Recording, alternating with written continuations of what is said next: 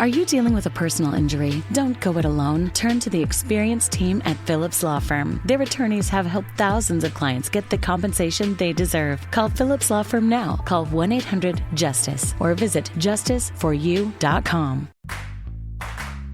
Hey there, everybody. I'm Melvin Robert from the TV show Extra. Every day on our show, we talk to the biggest celebrities and the biggest newsmakers around. We get exclusive details about hookups and breakups, baby news, and the behind-the-scenes info from your favorite TV shows and movies. But we can only fit so much on our show. That's where Extra the Podcast comes in. Listen and follow Extra the Podcast and Odyssey Podcast on the Odyssey app or wherever you get your podcast. What's up? It's your boy, the Ted Smith from The Men's Room. And did you know I have a podcast? Well, I do.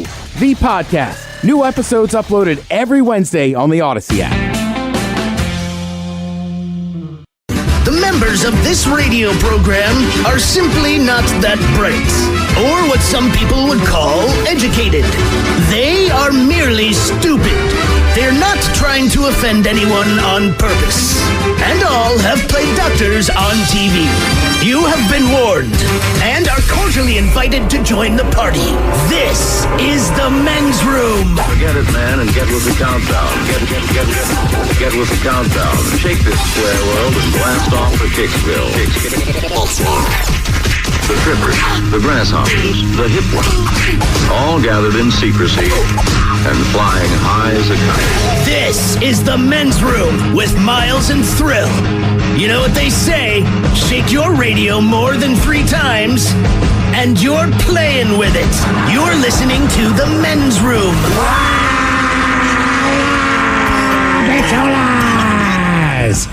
And away we go. Welcome to Season 18, episode number 3,956.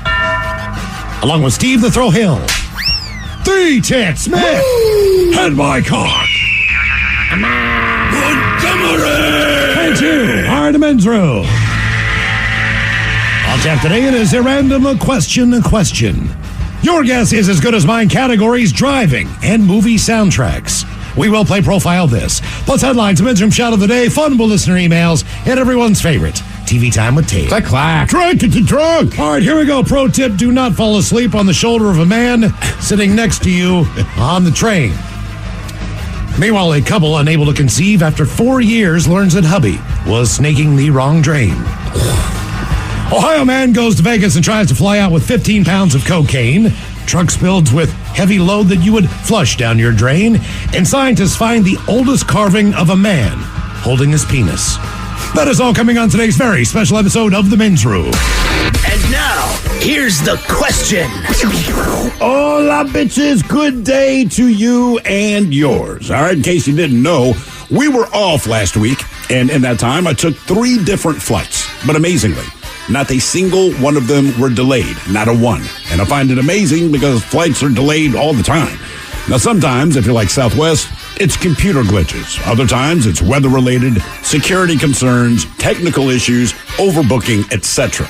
But a flight from Dubai to Baghdad had a very original reason for being delayed. Passengers were asked to disembark the plane because a, quote, large bear had escaped from the cargo hold. Now, eventually, the bear was sedated and removed, but that's a new one, because let's face it, you don't expect bears on planes, and you don't expect angry monkeys in Florida.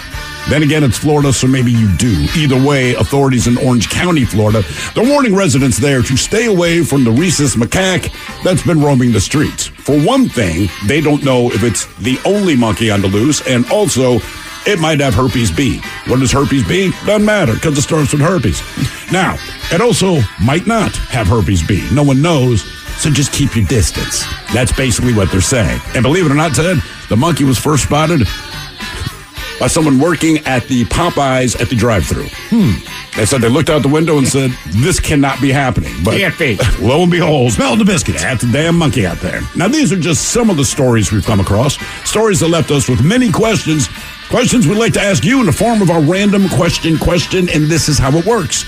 You call us, we'll ask you a question that completes random. And after you share your story, we will share with you the news story that inspired said question. To be a part of the big show, the random question, call 206-803-ROCK. Like the Men's Room on Facebook, follow us on Twitter and Instagram at Men's Room Live, and send those emails to the Men's Room at KISW.com. Debauchery rolls on. You're listening to The Men's Room with Miles and Thrill. 99.9 KISW. All but tell us away we go. Welcome to Season 18, Episode number 3,956. What a large and in-charge program we have for you today. Completely refreshed Men's Room. Oh, yeah. Yeah. Sparkling and new with new lemon scent. Big show, the exciting return of your guests is as good as mine. Our categories, we have the 10 best and worst states to drive in. California is not the worst, believe it or not. A data scientist looked at several factors, including cost, gas prices, tolls, the congestion of traffic and commute times, safety as far as wrecks and thefts, weather as far as accidents from rain and snow, and infrastructure as far as bridges and roads. Here's your hint. If you live in the middle of nowhere, that's a great state to drive. That probably is, yeah. Go a long way without having to be in a traffic jam or stopping. Gas is typically fairly expensive. I just did. Expensive, sure. So if you're going to go for the best driving states, I would lean that direction. And the worst ones are going to be your places that maybe don't have the best infrastructure for one reason or another, traffic congestions, and those type of things. Then the other category, the best soundtrack albums of all time. Okay. Ooh. All right. Yes. Someone at uprocks.com took on the task of ranking the top 50 soundtrack albums of all times. And we've got them for you. And there are 10.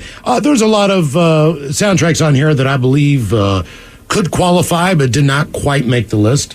I got to think something like, what was it, Snow White and the Seven Dwarfs? Because I want to say they won an Oscar for the soundtrack. It is not a soundtrack I'd want to sit and listen to. Right. But if you've got that honor bestowed on you, I think that might be there. Like Saturday Night Fever. That's got to be out Well, there. there's another element to this, too. It's like Almost Famous. That was a great movie, and it had an unbelievable soundtrack. They just took a lot of songs that were already very popular and put them in the right places in the movie based on the time frame. A lot of these soundtracks, the songs themselves are original songs.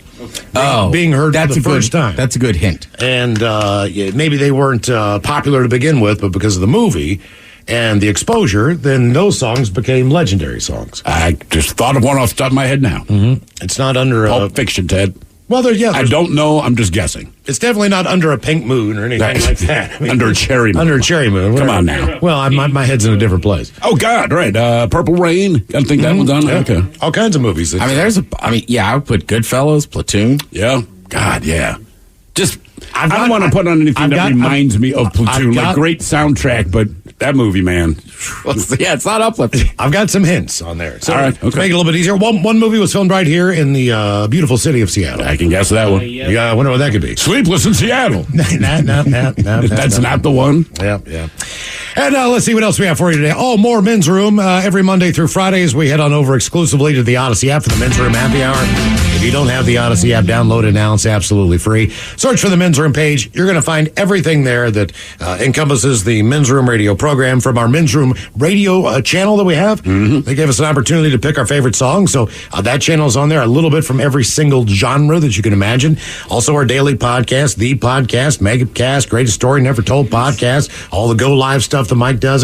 There's all kinds of crap on there. But there's also the Men's Room Happy Hour channel. So that goes live at 6 o'clock. Click on that. We had a pretty fun week. All of us did different things. So we'll That's for sure. go over the week that was, coming up with props on the Men's Room Happy Hour. And today is the day that we do our random question. Question 206-803-ROB. Random. Hello, Tanner. Welcome to the Men's Room. Hola, guys. Hola. All right, Tanner. Let's go with this one. Tanner, what activity do you do where drinks are always included? I'm not talking about going to the bar with your friends. That's kind of I'm not self-explanatory. talking about going to a wedding of a friend. I'm talking about, do you have a rod and reel in your hand? Are you bowling? Lawnmower, exactly. Are you working on your car? Helping kids with homework. Did you fire up the grill on your deck? Right. So that kind of a thing. So what do you do where you're always probably going to guarantee yourself a beer or two? It would definitely be doing like housework, no matter what. All right. Now, do you have a fairly solid routine? Like, I'm a guy that every Saturday morning, I just get out of bed, I start cleaning, I vacuum, just to get it done. And then when I'm done with that, I drink a beer, only because my wife's home, and it's typically about 9:30 in the morning, and I don't want to have the conversation. Right. But by 11:30, it's like, hey, I just cleaned the house, and now I'm drinking. Well, I don't have a riding lawnmower. Always wanted a really nice one. I used to borrow You my still neighbor's. get one, it would just be stupid. Yeah, I used to borrow my neighbors all the time. But every time I read a story about You couldn't somebody, even do. You would fire that thing up and be like, "Yeah, I'm done." Yeah, well, the thing is that You read the stories about the guys who get DUIs, and they're taking their lawnmower down to the 7-Eleven. Right. And they got a beer in their hand, right? Well, that's the mistake. I've never not been on a riding lawnmower where I did not have a beer. I stayed in the yard. I'm saying, but you're on your lawn. Just stay in the yard. I mean, that's the basic idea, right? And I know you should not be operating heavy machinery and equipment under the influence. I'm talking about it's hot. I got a couple Coors Lights. I'm not going to get effed up. There's a lot of things they say not to drink while you're doing it, but we all do it. If it's something you really don't feel like doing. But here's the thing. I don't drink beer and rake leaves. Right, but you got to use your hands. Some activities where it just right. I know, but I'm still. I still do it. Cold beer on the side. I do. I put it on the side. Anytime I do yard work, I will take a beer out there, and I understand I'm using both of my hands. But when I've done one little section of whatever, couple slugs of beer, get back to my thing. Other than Miles, that's a good point, though. I don't know why. I never thought about it with raking leaves. You're right. Mowing. Snow blowing. You think if they're shoveling snow, what a better place to put a beer than like that's a good call on a pile of snow on the side of the driveway. Never done it. Never even thought about it. One time. Never even thought about putting Kahlua in a coffee, taking it out there. I'm just like, I just got to get. Some of it I think it just has to do with the heat. Sure. And like generally, if you're mowing your lawn, it's already gotten warm out. I will say the times that I've been skiing, yes, I do a few runs, but then inevitably within a half an hour, 45 minutes, I'm at the lodge taking a break, getting a beer before I go back out there. Correct. Oh yeah, for sure. My bravery gets better. My skill level does not. That's the tough part is knowing. We all know somebody that got kind of messed up. Oh yeah, post lunch, and it's like, yeah, if you're not willing to do that run pre-lunch, don't do it post lunch. Mm-hmm. Agreed. So just cleaning, basically, that's your go-to. Shooting pool. I realize a lot of times you do that. Oh yeah, definitely. Like anytime mowing the grass for sure. But mine is like I'll do like 2 passes and then go take 3 shots. And then go do like another couple passes, take 3 more shots. How many passes? Cruising. How many shots do you do just to mow your lawn? Oh, I would say probably like 12. Wow. Okay. You must have a big lawn. Oh, my lawn's like maybe 60 feet by 70.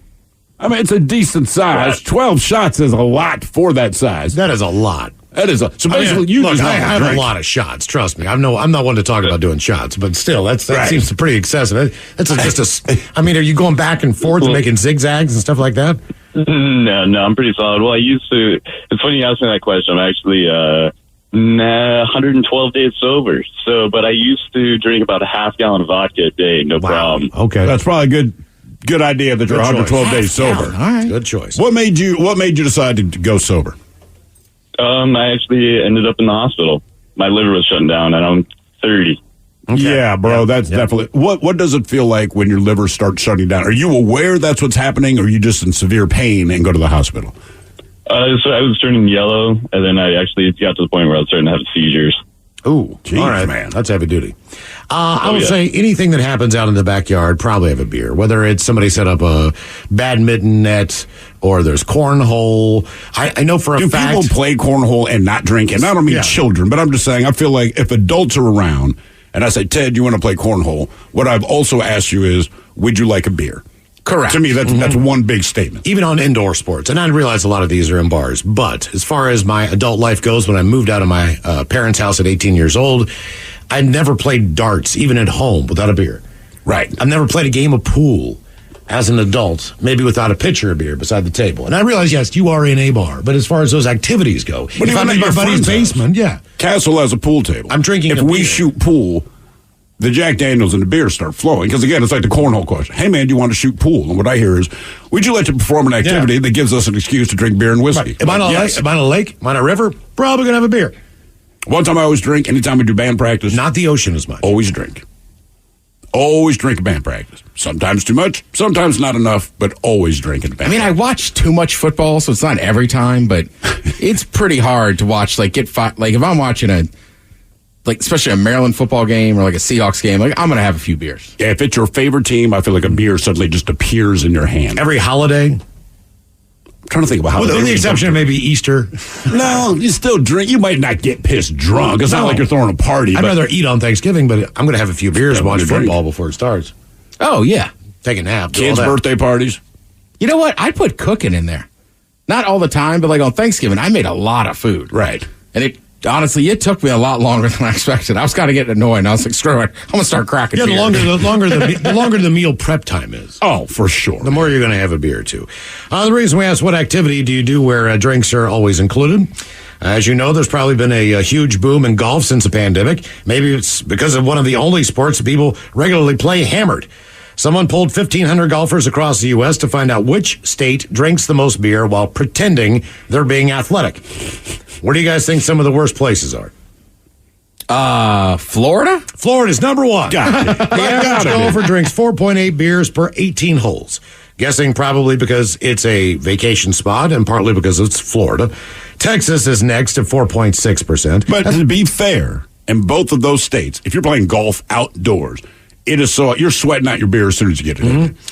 North Carolina, New Mexico, 4.3 beers around. Keep in mind, these are very heavy golf states, too. Pennsylvania, Nevada, Missouri is about 4 beers around. Who drinks the least, would you guess? In a round of golf. What state? Maine? Utah. Oh, Utah. 1.1 beer. Then it's Massachusetts. 18 holes? 1 beer. Dude. 18 holes. And that's just because there's one dude out there ripping down an 18-pounder. And everyone else is watching them. And, Massachusetts, Vermont, Nebraska, and Washington comes in at 1.7 beers per round. Oh, that's how I play. You're right. How many beers do you think you put down? Beers, shots, the whole thing. Joints? Okay, so as far as beer goes, and this was strictly beers per round. Okay. But you're not a huge beer drinker. I don't drink beer on the golf course. I typically get Gatorades, transfusion, get some shots in you. On a fireball. Of course. Gatorade, bless you, Mike. But I don't, I'll wait till after the round and go to a bar and get a draft beer. Oh, that's fair. Just because it's heavy. Right. It's not that I can't burn the calories off, but it's typically, for some reason, just a draft beer in a bar afterward tastes better. I can wait. I can do enough fireball and transfusions or whatever to be fine, where I don't need to get a beer. All right. Do you guys ever decide when a draft beer is necessary and when a bottle beer feels right? Yeah. I don't really care because I'm kind of a can drinker. Yeah. But after I drove the second leg in I drove through Idaho, drove through Montana. You wanted a draft, didn't you? No, I said I'm getting a bottled beer. Really? And my buddy was like, really? And I was like, yeah, I'm a man driving. So you get a glass bottle of beer. Just like when my dad drove with a bottle in his hand.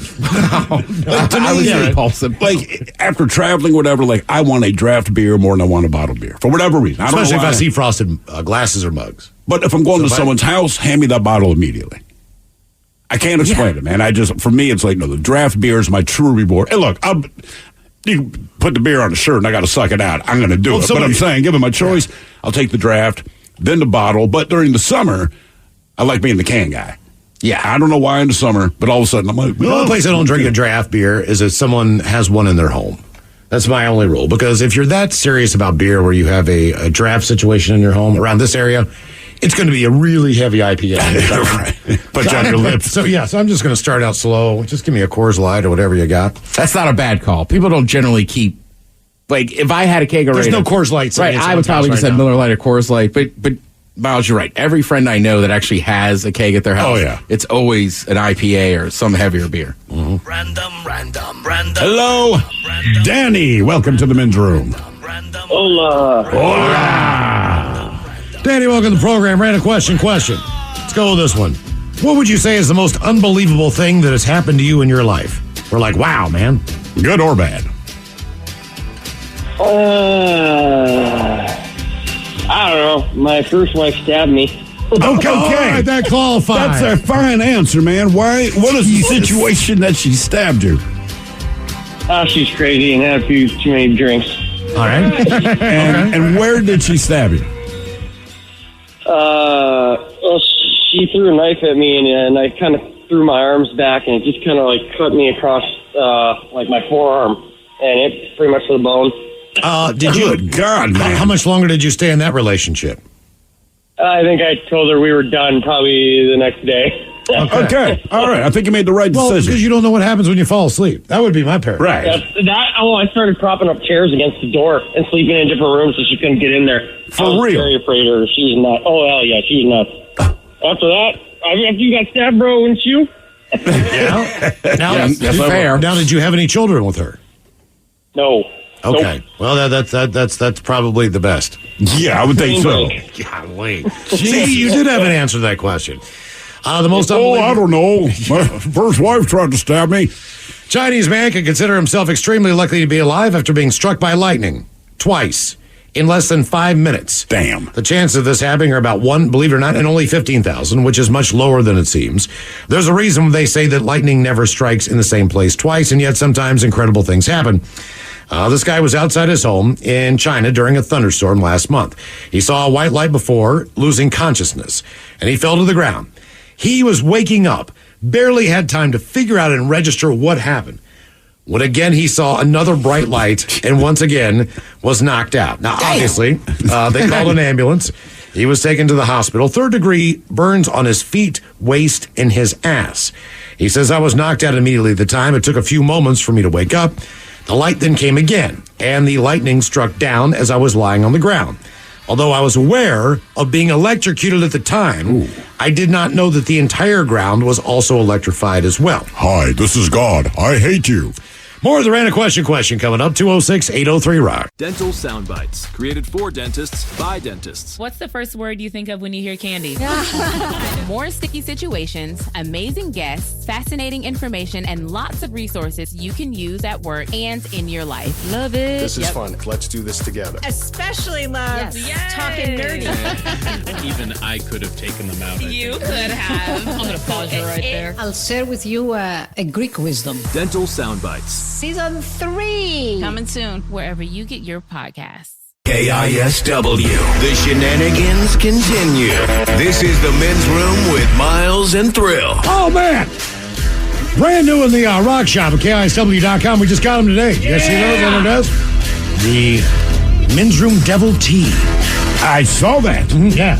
It's a stylish t-shirt. Plain and simple. It's just the Men's Room Devil logo on the front. Now, I believe they've been available for a bit, right? Mm-hmm. But we got ours today. Just in time for the summer. It's our summer tea, but Labor Day right around the corner. Okay. No, seriously, it's an awesome shirt. Got him. We did get them. Yes. Which one did we not get? Oh, we didn't get the green beans. Green beans, that's correct. Green beans. Yeah, we didn't get that. Still don't have it. Right. I'll check it out now, along with a lot of cool stuff there in the rock shop. That's KISW.com. Okay, it is our random question. 206-803-ROCK. Random. Hello, Spencer. Welcome to the Men's Room.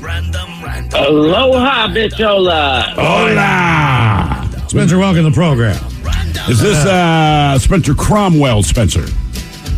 This is Spencer Cromwell, Spencer. Well, Spencer Cromwell, Spencer, I will tell you this. We were gone last week, and I read your book over the break. Oh, my goodness. That is so amazing. Well, I figured that's why you gave it to us, was specifically for us to read it, and I'll be dead honest with you. He said he read one chapter and then just gave up. I lit it on fire. No, I read the whole book, man. Honest to God, I was surprised, thoroughly enjoyed it. You did a great job writing. It's well-researched. Obviously, you knew what you were doing. You should be very proud of what you did there, man. Thank you. Do you mind if I plug it real quick? Go ahead.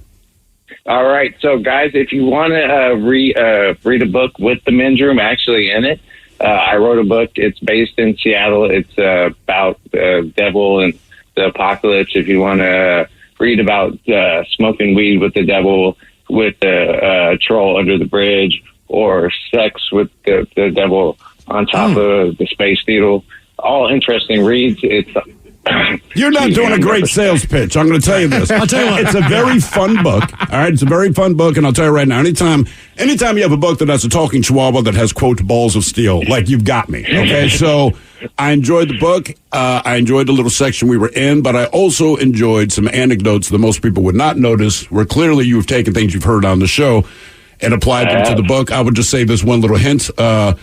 Don't make the cooks mad before you get your food. Maybe you leave the restaurant. So trust me, I noticed stuff like that. I thought it was great. So here's what we're thinking, Spence, before we get to your question.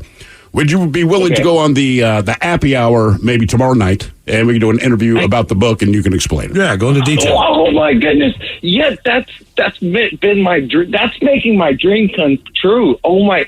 You need to aim higher. You should aim higher, dude. You wrote a freaking book, and the book is good. It really is, man. So $1 Soul. That's correct.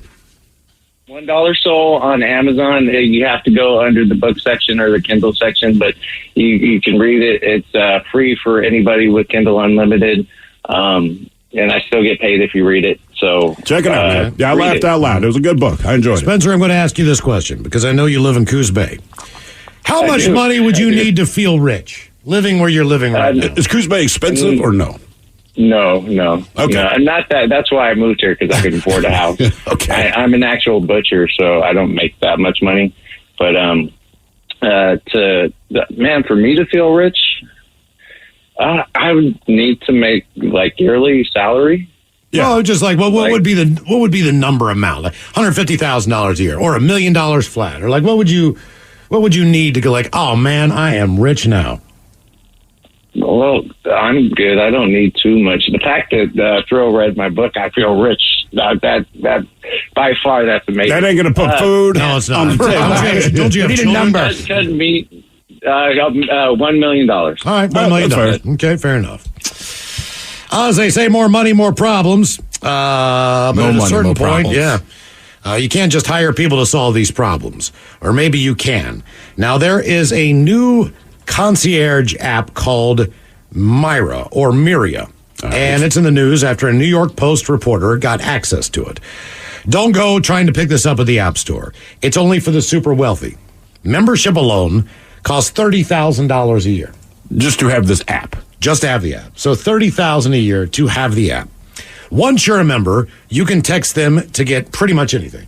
So maybe... Does that include illegal stuff? Well, if you're on front row seats to a Taylor Swift show, all right, you can do that without this app. You can go to dinner with Taylor Swift with this app. Oh, damn. Wow. So it's a lot different. Wow.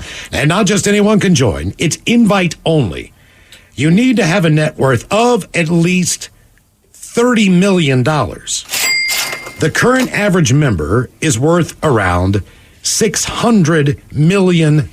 Jesus. A guy named Ray Flemings, he launched the app. He used to work in the music business. He built up a huge Rolodex, and over the past decade, he's become the go-to guy when celebrities and billionaires need anything. Okay. So they just go to him.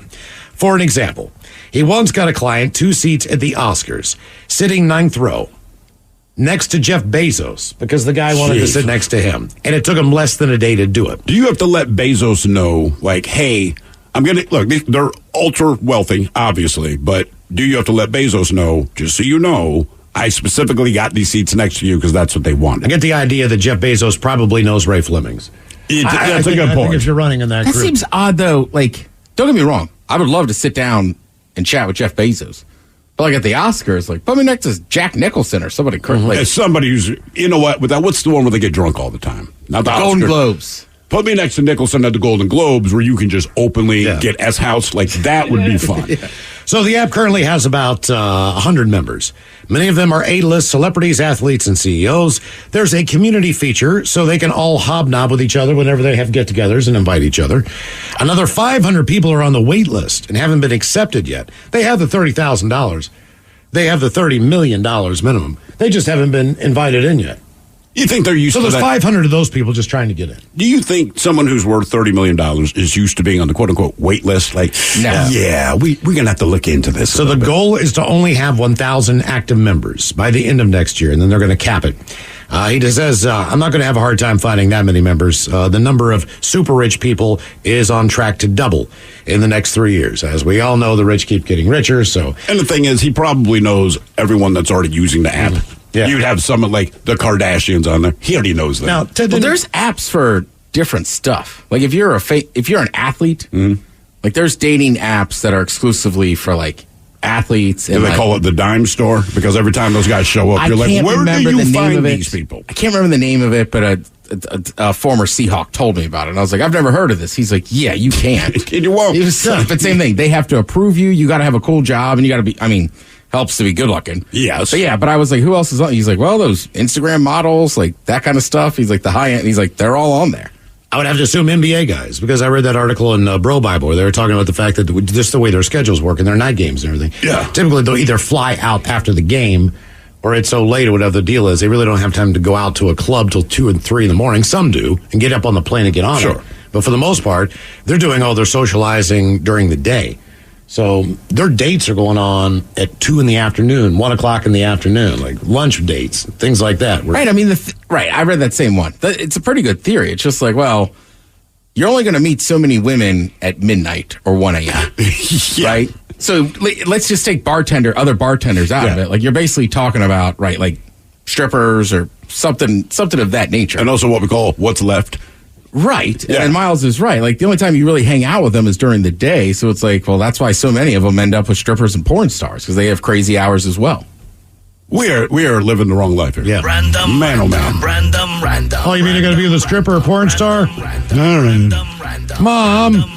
Hello, Dave. Welcome to the men's room.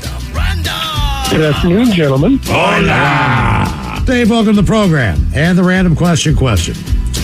Yeah. All right, let's go with this one. Dave, where would you say is the weirdest place that you've fallen asleep? Or maybe next to a stranger or on a public transportation? You ever done anything like that? Anything like that. No, I remember taking a neighbor of mine up to Yosemite, and he was originally from New York. In fact, his dad was a police officer at Howard Beach. And but anyway, he'd never been to Yosemite, so I took him to Yosemite, and we were camping out up high in the elevated territory and right by the Merced River. But I told him, I said flat out, I said, do not put any food in the tent. And so I said, there's a lot of bears up here. That's what, they got the boxes. You can put all your food in, metal boxes at the campsite. And so we went to bed and was falling asleep and everything else. And apparently he brought some candy in with him in the tent. And all of a sudden we heard a bunch of growling going on. And he opened up the door of the tent, a little dome tent, and the bear was staring right at us. Yeah. He wants that candy. Mm-hmm. Yeah, you can't do that. First of all, why do you open the tent if you hear growling outside of it? Well, he was next to the door. He wanted to know what was going on. And, oh, God, I just told him, I said, God damn it. I told you no food. No, I mean, look, there's warning signs everywhere. I had a cabin up in Banff, and I asked the guy why there were fresh shreds all over the cabin that I was, on the door that I was staying in that night. But there was like 4 or 5 deadlocks on the bolts, everything on the door on the inside.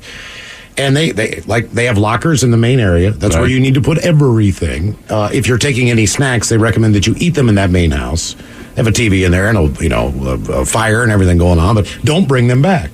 So I asked him what that was. And he said, obviously, one of our people who stayed here, they had food in the cabin, and that's what happens. Now, how long do you smell like the food that you ate when you go back to the right? So we're gonna put our food in these metal lockers, but we decided to sit down and we each eat a handful of M&Ms. All right.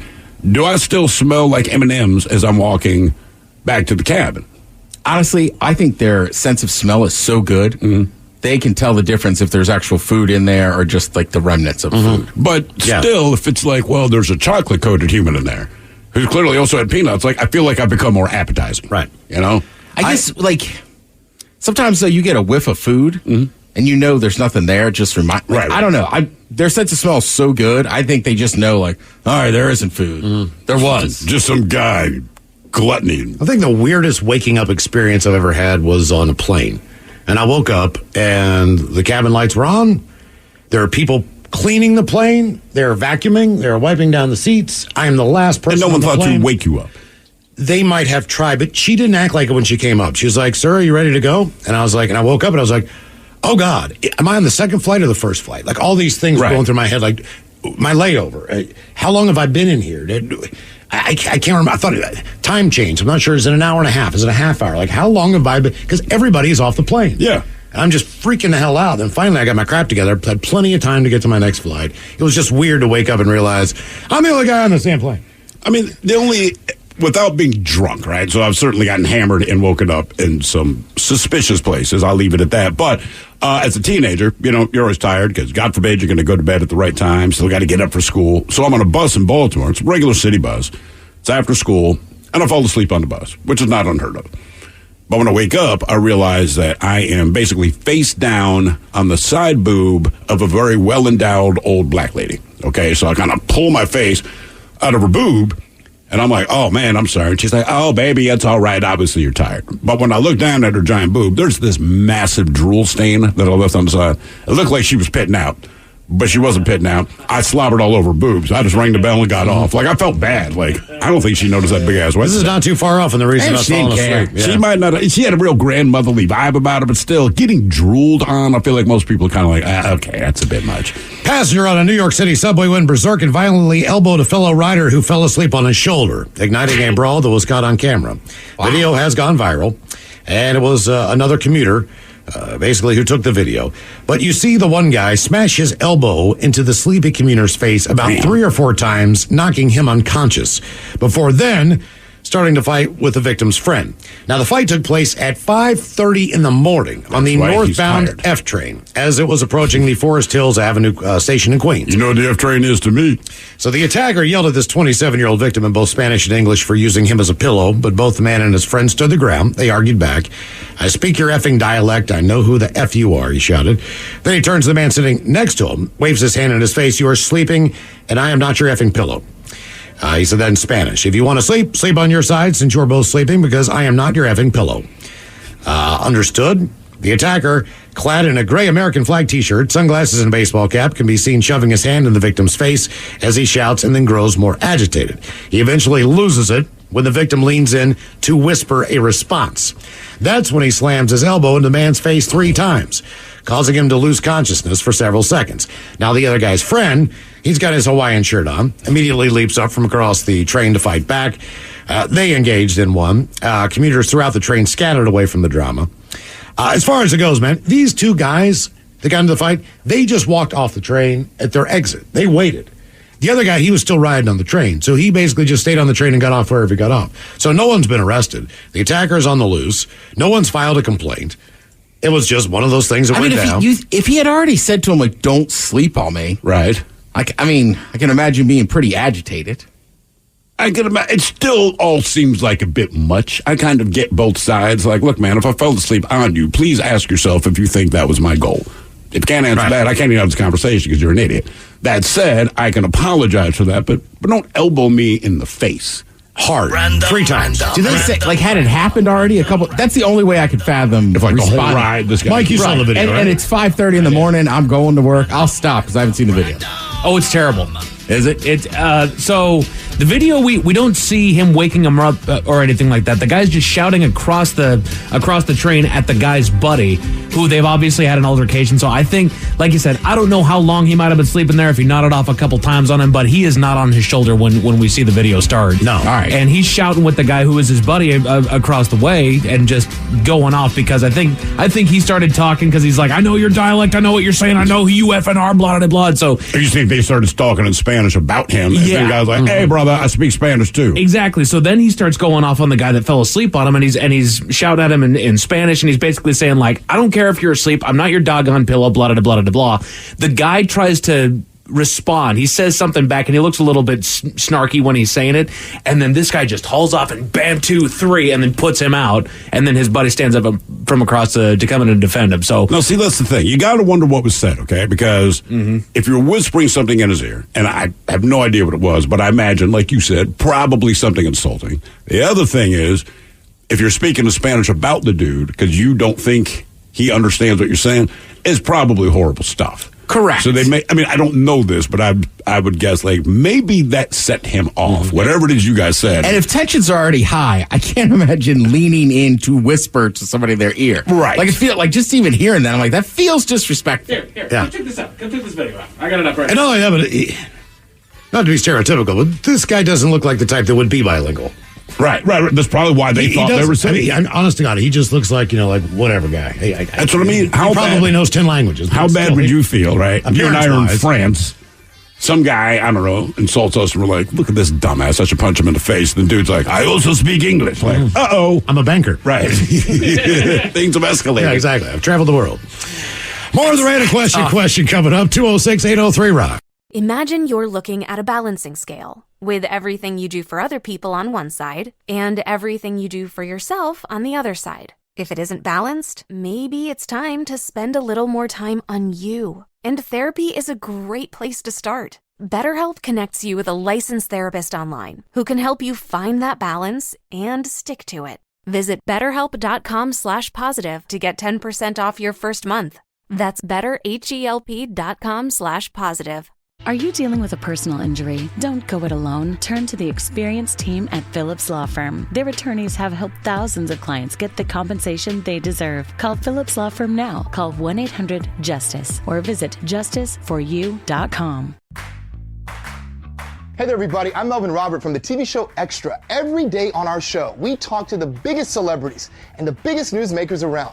We get exclusive details about hookups and breakups, baby news, and the behind-the-scenes info from your favorite TV shows and movies. But we can only fit so much on our show. That's where Extra the podcast comes in. Listen and follow Extra the podcast and Odyssey Podcast on the Odyssey app or wherever you get your podcast. Hey, it's Mike Hawk. Want more Men's Room content? Follow the Men's Room page of the Odyssey app and check out my live stream, A Moment with Mike Hawk and Nothing in Particular with Steve the Thrill Hill. Going live Thursdays and Fridays at 1 exclusively on the Men's Room page of the Odyssey app. 99.9 KISW. We return to the Men's Room with Miles and Thrill. Random question, 206-803-ROCK. Hello, Sean. Welcome to the Men's Room. Random. Hello there. Oh, yeah. Sean, welcome to the program. Random question. All right. Other than the act of actual sex, what do you sometimes think about during coitus? During the actual act? Movies. Well, that you can see those. What I'm saying is, other than what's going on in that room, what else has ever popped into your brain? Movies. Always. Okay, let me try this one more time. Wrong person asked. Other than what's going on in the room. Movies. Okay, all right, yeah. Well, okay, for an example, I used to have a problem. We understand the question, Miles. Sure. I had often, based on the fact that children were present and they were very young, the sex at times was not as frequent as usual. Or as loud. So therefore, I wanted it to go and last as long as possible. Well, sure. So I would think about other things during sex to take my mind off the fact that you're right there. That I was, pretty excited to be there. I don't want to quite ring the doorbell yet. Correct. So I tried to think about things. So my first technique was thinking of my grandmother naked. I know that sounds ridiculous, but it took my mind off of it. I bet it did. The next thing I thought about was what we were going to do on tomorrow's show. All right. So I just started thinking about just random things to take my mind off the fact that I was having sex so that I could last longer than, 2 minutes or whatever now, the deal do you was. do this at the jump or do you do it when you're getting close but you want to keep going? I think I did it right because I never thought that I needed to do that, but it became very apparent that I did. Well, yeah, if you're crushing it and you're getting close, before we pulled the car into the garage, let's drive a little bit more around the block. I also want to make sure that you make it to the station, too. Sure. We're both on the train. Make sure we're both in the car. I want us both to get to the same place. So, that played into it, too. But just anything that I could think of to take my mind off of things. Like, what is that spot on my ceiling? What is that? Seriously. Do I need to paint my ceiling? Whatever it was just something to take. I think it depends on the position as well. That had a go-to. And his go-to, it's probably 30 years ago that we had this conversation. And he goes, oh, yeah, man. And real quick, he's like, I always just picture a 3-eyed dog sniffing my ass. We're like, what? No, 3-legged dog. A 3-legged dog sniffing my ass. We're like, that's what you think of. He goes, bro, if you want to last longer, he's like, it's a go-to. Sure. I guarantee it. And I have used that example. And he's 100% correct. Like, when you actually picture that, I'm like, I just bought us a few more minutes. Also, there was a lot going on as far as taking kids to places, daycare, all those things. So I think about situationally, what do I have to do tomorrow? What is my next home improvement project? What do you think she was thinking?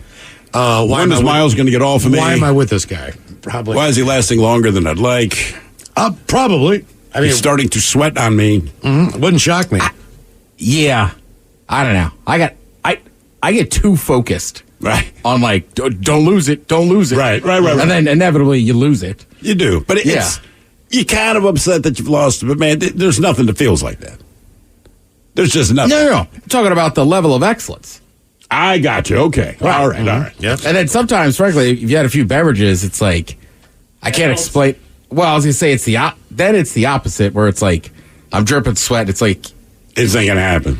Right. Like, I still want to have, like, we had sex, so I'm good. I just didn't get there. It's Right. okay. It's nothing against you. Like, trust me, it's just in my mind. Oh, yeah. But that's hard to explain to a woman as they find it insulting if you don't. We understand you find it insulting, but God's honest truth, like, don't sweat it. Oh, yeah. Yeah, trust me, nobody feels worse about it than I do. Right. I mean, I didn't have very good air conditioning at this one place. I did have it. It just wasn't good. It was, drained a lot of energy, but did not do the job in this house. So I had a ceiling fan above my bed. And I turned it on before we started doing our thing just so we could get some cool air or whatever the deal was. Oh, yeah. I realized I'm looking up like I can see the dust blowing off of the fans on the ceiling fan. Right. And I can also see that there's like a layer of dust that's probably a quarter of an inch on there. And I'm like, I used to think about stuff like that. Like, I should get up there and clean that off someday. That's somebody here. I like this one. It says, one thought that came to my mind was, what the F is in my teeth? And then I move my tongue around trying to get that bitch out occasionally. It's a hair from previous activities or whatever. Right. But like, that's a good side thing. Like, ooh. Can I get my mouth moist enough? I'm really thirsty. Like, my mouth is very dry right now. Like, when they're not looking, so that way the next kiss doesn't feel like a cat's licking your face. Somebody here says, so if Miles is thinking about the show during sex, he's thinking about Thrill during sex. How does that make you feel, Thrill? Exactly where I should be. If you're having sexy thoughts, I should always be a part of it. About the content of the show. No, you're thinking about me. Come on. Yeah, whatever. Either way. I think about you when I'm alone. Right. Sure. That would be worse. Oh, see, now, hey, it's a sexy thought. Mm-hmm. It is a sexy thought. I'm glad I'm there for So you. the story goes, I know chores can pile up on you, but are we really this preoccupied? A survey found nearly a third of us have thought about chores during sex. According to the poll, here are some other things that we think about when we're in the throes of passion. All right. 80% have thought about how good the sex is. Like, wow, this is great. Hopefully, yeah. 80% have said, wow, this is not great. Been there as well. So both of those show up. 61% have thought about asking their partner to try something new, but most did not during the act. Most of the time they want to do that before and think about it to tell them the next time around. Do you want to bring it up before? I feel like, look, man, when you're in the throes of it, I feel like the odds of you experimenting go way, way up. Because you're both getting it, you're both having it, and at this moment, it's a good idea, as opposed to, hey, before we do this, can we try? Because then it's just on your mind. And here's mine. Half of us, 53% have thought, how do I prevent this from being over too quickly? While 52% have thought, when will this be over? 38% have thought about someone other than their partner. Oh, yeah, come on, man. While they're having sex. 36% have wondered if their partner ever had better sex with someone else. Yes, they have. Yes, that is correct. That's not the time to worry about that. That one, right. That one doesn't affect me during. Now, afterwards, sometimes you're like, oh, I know she's got better than that. Like, you don't have to tell me. Right, yeah. Right, or maybe you've gone a few months without sex, and it just is like, that's one of the few times where it's like, oh, sorry. You go back to the bench with your head down like, doggone it, not my best game. Yeah, like I popped out. In foul territory. Yeah, exactly, right? Catcher got it or It's something. like, well, I've been on the bench for 3 weeks. And then coach puts me into pinch hit. That's the worst out in baseball. Yeah. Just like a Worthless. high floater down the third of the first base line. They just go over and grab it. You're like, I can't advance the runners. Nothing. That was a total waste of a swing. 29% have thought about doing chores. 27% have thought about their next meal and what they want to eat or what they're maybe cooking later or in the morning. Depends how hungry I am, but yeah. Mm-hmm. And 24% of us have thought about work while we were having sex with somebody else. It's only because I was having sex on the boss's desk. Do you want to know what the other person is thinking at the time? No, I don't either. No, because you get to imagine. Look, if you really wanted to know what someone's thinking, one of those stats that you just read, you might be upset. Like, I don't look anything like Brad Pitt. Mm-hmm. Why is she imagining that I'm Brad Pitt right now? Right. Or just in general. I'm not even talking about having sex. You get on an elevator with somebody. Do you really want to know what they're thinking about you? Yeah, maybe it's an attractive person. Whatever the deal. I just hope that they're not. I hope that I truly wish that there's no way that anyone could ever know what I'm thinking, because half the time I just realize it's not an appropriate thought, or it's a thought that I would be embarrassed about. I think if they were attractive, I would want to know what they're thinking just briefly of me, because I could feel good about myself. You could feel horrible about yourself. I could feel horrible about myself, but I just would not want them to know what I'm thinking, but subsequently, if I find someone remarkably hideous that gets out of the elevator, I absolutely do not want them to know. I would just think that no woman wants to hear what their man is thinking during sex, because all they're going to hear is just a loop of grandma's boobs, grandma's boobs. Chores. I want waffles. I want waffles on my grandma's boobs. I think there's a very different thought process between men and women. Like, men they're still happy to be there. This is pizza, right? You know, no matter how bad it is, it's still pizza. So, but I don't think that the partner's thinking that, or anything remotely close to that. Like, this is a pizza roll. This is a Totini's pizza roll. This is not even. But she like Totini pizza rolls. This is. Did you cook them in the air fryer? Yeah, right. She might think something that sounds insulting, but it works to your benefit. Like, she's thinking to herself, "Thank God I have low standards." Like I can accept that. This is not pizza. Cool. This is Combo's pizza. Right. This is a terrible pizza was pulled out of the pretzel trash with some pizza dust in the middle. This is not pizza. Where I'm just happy to be, at the pizzeria. Exactly. I'll just eat the Parmesan in my hand. I don't care. Like, I don't even need a pizza.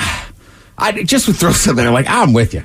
Like, I've clearly been with some people, dated some people that could date better looking people. Sure. But in I don't know. It's like, well, there's things about them I like. Say that to your friends. You don't have to say it in front of me. Right. And they will. Right. Yeah, which I They understand. absolutely will, yeah. Right? But I don't need to hear it or know her thought process. Real time. But I don't talk to my guy friends about that stuff in detail. I never really have. I mean, I don't come in dude, guess what?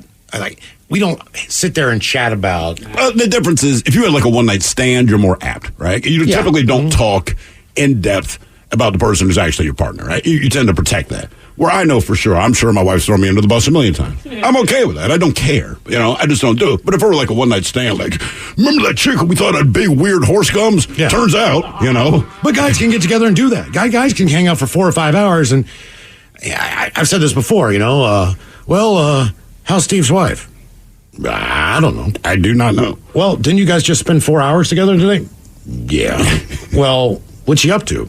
I don't know. Why don't you reach out to her on Facebook? Give her a call. I have no idea. You mean you were together all that long and you didn't talk about me or about we what? Don't talk about you. About what? I mean, I don't. That's just not the topic of conversation. We might talk about which animal do you think has the biggest penis? Right. But we're not. The worst one for me is jobs. I have friends that I've been friends with for years. Mm-hmm. I know they do something with computers. Yeah. I don't know because I also have plenty of friends that have very defined jobs. Mm-hmm. He's a lawyer. Sure. Taryn works with me. We do radio. And but it's amazing. I don't pay attention to other people's jobs. How's Miles? Miles is good, man. What's he doing the week we're on? I don't know. Yeah. How do you not know? I'm I didn't ask. He didn't bring it up. We're both out of time. We're probably going to do something he wants to do. I don't know. No. I don't know. I'll find out when we get back. That's exactly how it works. But how did you just spend 4 hours with someone and you didn't even bother to ask, how are his kids? I don't know. I think they're getting ready for school. That would be my guess. What grade are they going to? I'm not sure about that either. I didn't ask him. I know. Here are the questions you could ask me that I can answer. How many bowel movements did Miles have at work today? No. 3. But if I see your kid and be like, you want to shoot basketball? Sure. That's the extent of the conversation, not how you doing in school, which teacher's name, blah, blah, blah, blah, blah, blah. That's not how it works. We don't care. No. It's and it's irrelevant. I'm just assuming you hate school as much as I did. I'm not going to try to bring you down. God, I hated that class. Blah, blah, blah, blah, blah. Yeah, I agree. Unless kid says, I like school, then I'm like, oh, damn. Wow. But otherwise, I just assume Here, let me feel your forehead real quick. No, you don't have a fever. Random. Hello, Justin. Welcome to the men's room.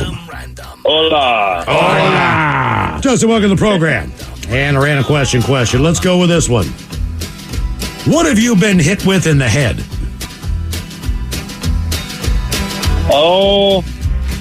I took a baseball to the temple one time from probably a good 100 yards out, maybe a little more. 100 yards out? Yeah, it was me and my cousin were playing catch. I threw one over his head. I wasn't paying attention. He threw it and just drilled me right in the side of the head. So you did not, it wasn't like you were in the batter's box and you had a hard head on?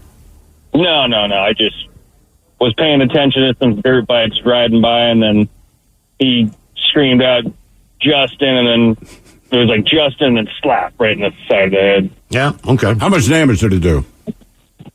My head was ringing for a good hour. I probably had a concussion, but... Probably did. Yeah, looking back. Did you kick 2 balls in 5 minutes and hit some kid in the head? It was these soft, stupid, soccer balls. My kid's 3 years old. And they look like soccer balls, but they're not soccer balls, right? So you can throw it as hard as you want. It's going to bank left or right. Doesn't matter.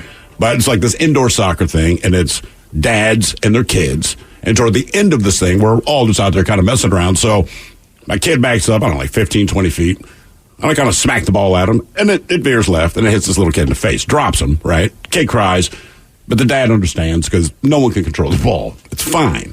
Well, now this thing's wrapping up, and you're right, it's about 5 minutes later. This guy is now carrying his kid out of the thing. It's time to go, basically.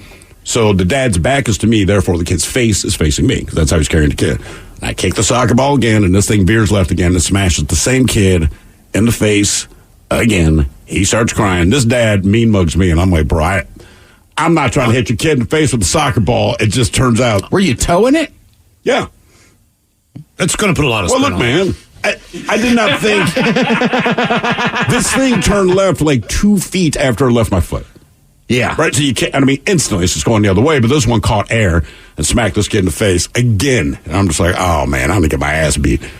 It's hard to be coordinated. If you didn't grow up on soccer, I think it's really hard to be able to do that. But these weren't even standard more soccer hand-eye balls. coordination. No, right. Right, I know what you're talking about, because they have the little kickers down at, like, Arena Sport. That's exactly where we were. And it was an Arena Sport, little kickers. That is exactly what it was, Ted. And it's those little soft balls that they have, which I understand, but you really... Because the idea is that the kids are going to kick them, and the kids at that age rarely hit them with enough velocity where things are going to go crazy, right? But as adults, we don't know. I kicked the thing, and same kid, smashed in the face. Yeah, footballs, baseballs, basketballs. Definitely take to the head. Yeah. I've taken a beer to the head before. Taking a frying pan to the head. How'd you get a Just beer? somebody tossing it. You know, like me and my buddy Sean, we like to toss beers, and somebody just made a bad toss to the person next to me. It just clunked. I've taken an oyster to the head, New Orleans. Oh, that's right. He told you not to. It's wrong. Oh, the problem was, man, it was so salty that when it hit my eye, it wasn't the fact that it hit me in the face, it was the fact that all the salt got in my eye. The brine and stuff. Like, oh, God, my eye's on fire. Help.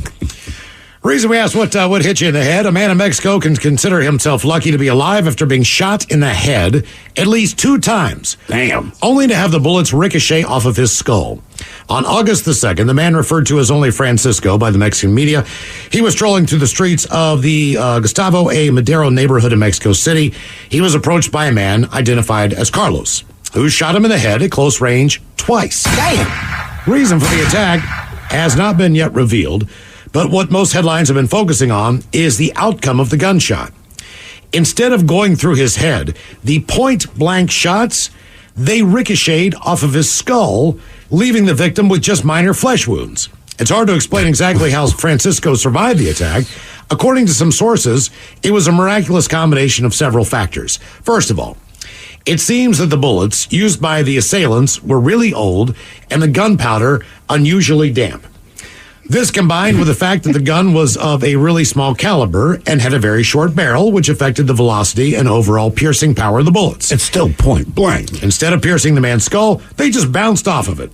Having only suffered minor flesh wounds, Francisco was able to alert some nearby security guards who quickly seized the assailants. For now, reasons of the attack remain a mystery, but the middle-aged Mexican man can consider himself extremely lucky. Doctor said he had a thick skull. Did they honestly say it's a thick skull? Well, it's a joke. You know, okay. He's definitely got a thick skull. So, either way. 2 shots in a row, and they both bounce off you. So if I'm the guy shooting him, I don't know what's going, because I'm not thinking, I have damn gunpowder and old bullets. I'm thinking, oh my God, this guy's like the Terminator. Well, the real deal is he's not telling the authorities what the real reason. There's no way that somebody's going to, 2 assailants are going to randomly come up to somebody and shoot them point blank in Mexico City, twice in the head. If you don't know exactly why, give me your phone, give me your wallet. Right. If you're being robbed or something like that, I understand. You know exactly who these people are. You just are keeping your mouth shut because probably you've been up to no good or they were something happened. You owe them money. Something happened along the way. I would agree. Now, it also seems very amateurish, though, to have a gun that old with, like, would you say, like, the gunpowder was wet or something? Yeah, unusually damp. Unusually damp. I'm just like, yeah. In Mexico City? See, that's what leading me to believe, like, whatever you did to piss these guys off, they went and got their hands on the one gun they knew they could find. Yeah. No one's fired it in 10 years, but God damn it, I'm getting, what was the name? Francisco.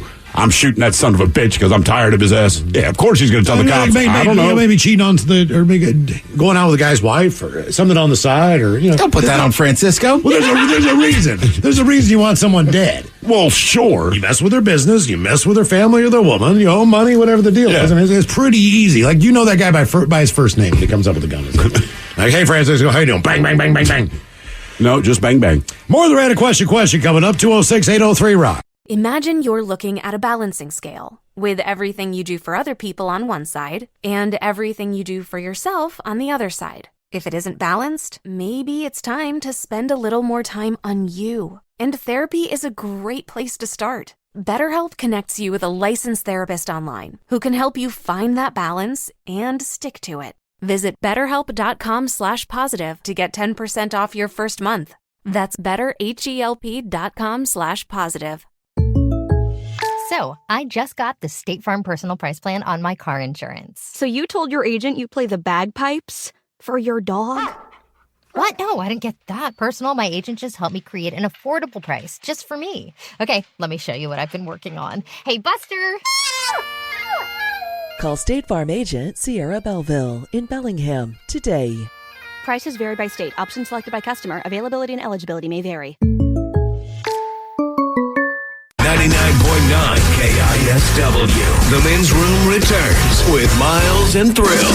Your guess is as good as my code on the categories. The best and worst states to drive in and the top 10 movie soundtracks of all times, according to uprocks.com. We'll do a little Your Guess is as good as mine right after emails and a random question. By the way, all the calls just dropped there. If you are on hold, call back now, 206-803-ROCK. In the meantime, I might have one or two for you guys. All right. I was going to ask you, what would be your favorite movie soundtrack of all time? It doesn't mean that it's going to qualify on your list, but if you said, look, man, we're going to put this album on. It doesn't really qualify. It's probably The Song Remains the Same from Zeppelin. That was just a live movie. Right. Good thinking. I like what you did there. Not bad. You know, man, look, I'm a disco apologist, so it's going to be Saturday Night Fever. Problem is, the soundtrack, in my mind, much better than the movie. Or the song remains the same? No, as far as Saturday Night Fever. Oh, God, yes. If you go back and watch the movie, it's not, in my mind, it's not a great movie. It's not. It's the storyline is, it's back to like celebrating dancing like it was a professional sport. Right. The Footlooses of the world, the Dirty Dancings of the world, the Saturday Night Fever. They're all been like, why are they trying to stop me from dancing?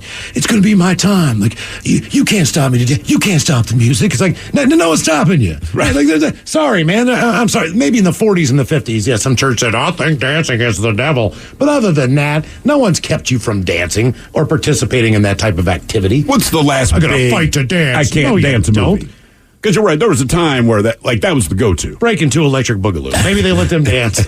I don't know. If you're a breaker, but you're right, that was the big fad, man. Yeah, and they were in a small town. True. Well, Saturday Night Fever, I mean, we're in New York City.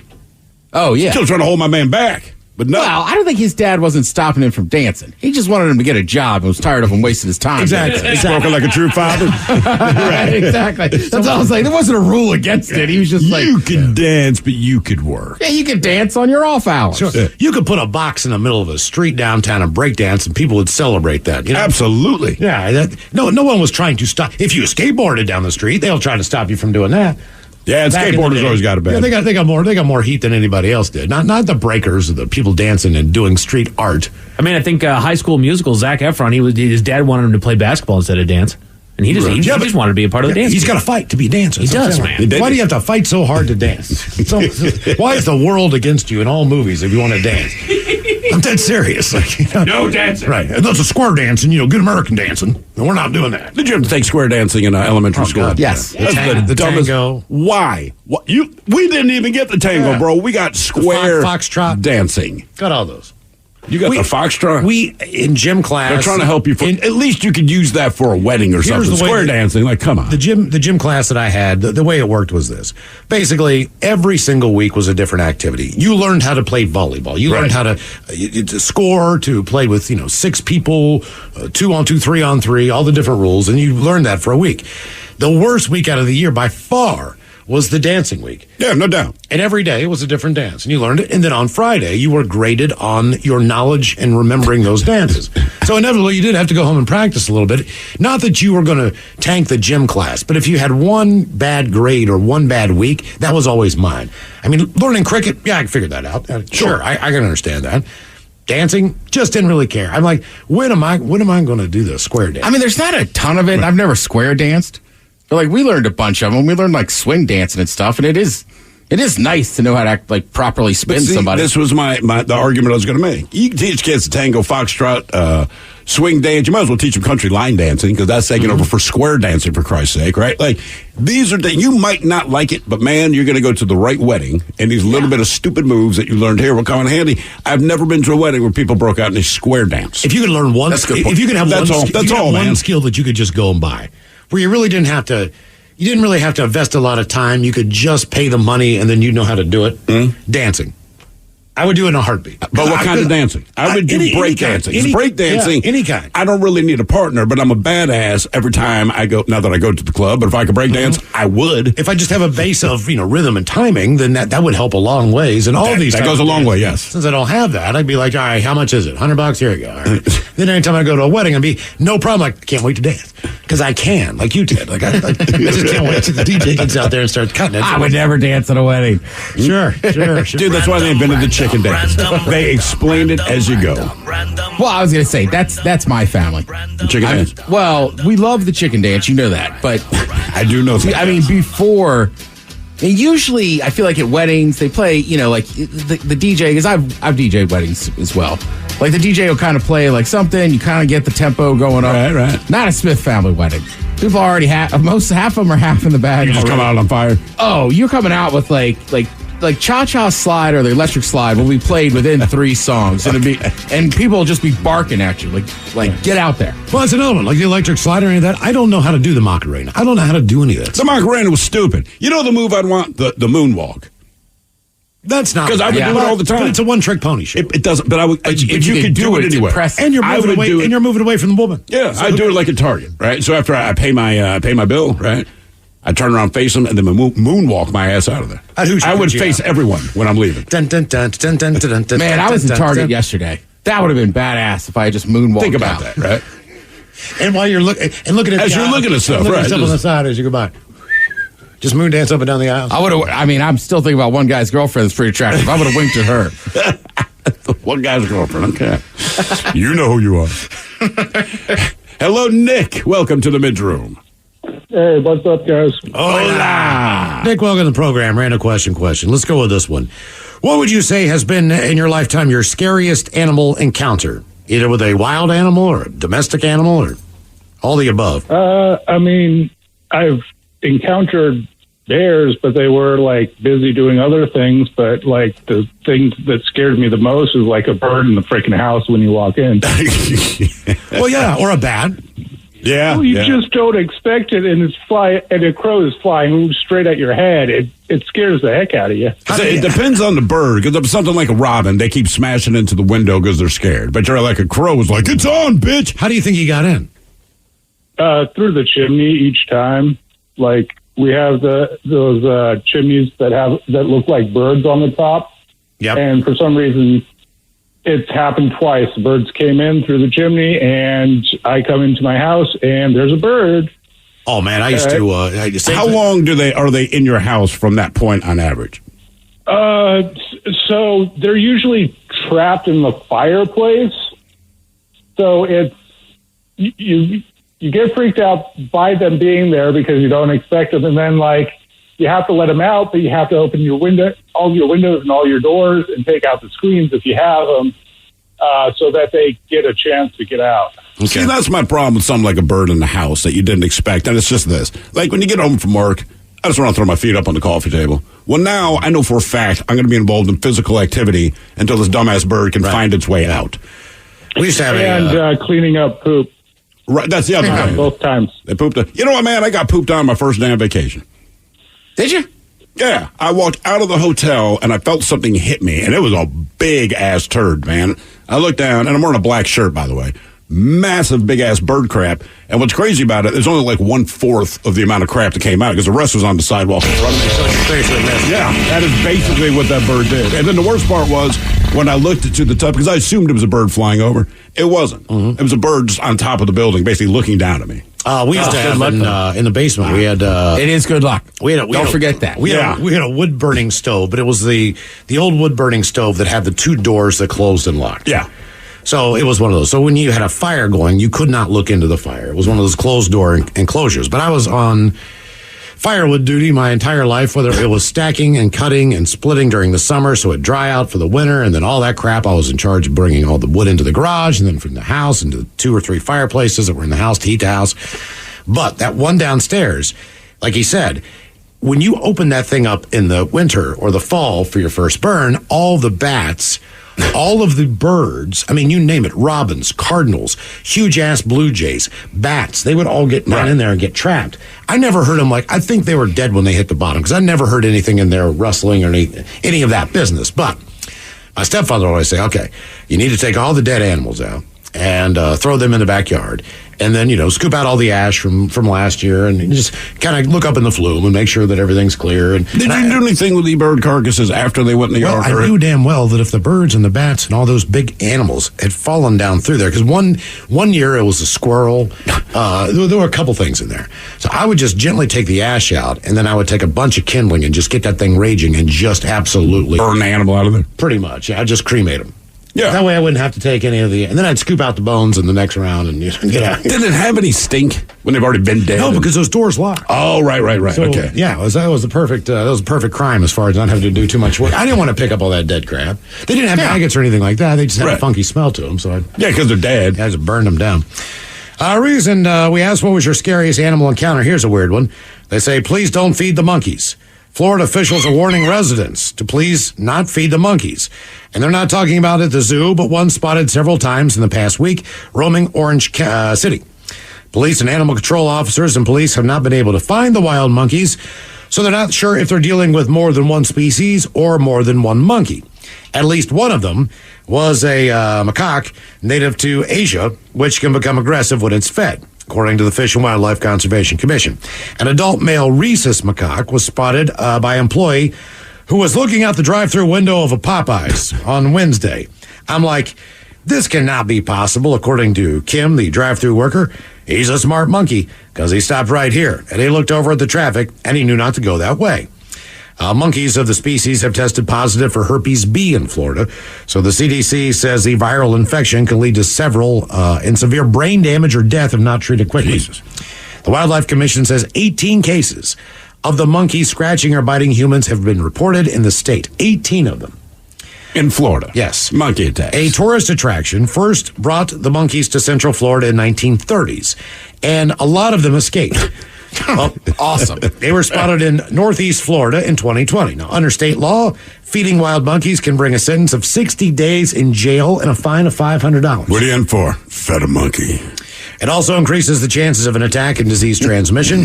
Twice. Yeah, the commission advises anyone who sees a wild monkey to take a photo from a safe distance.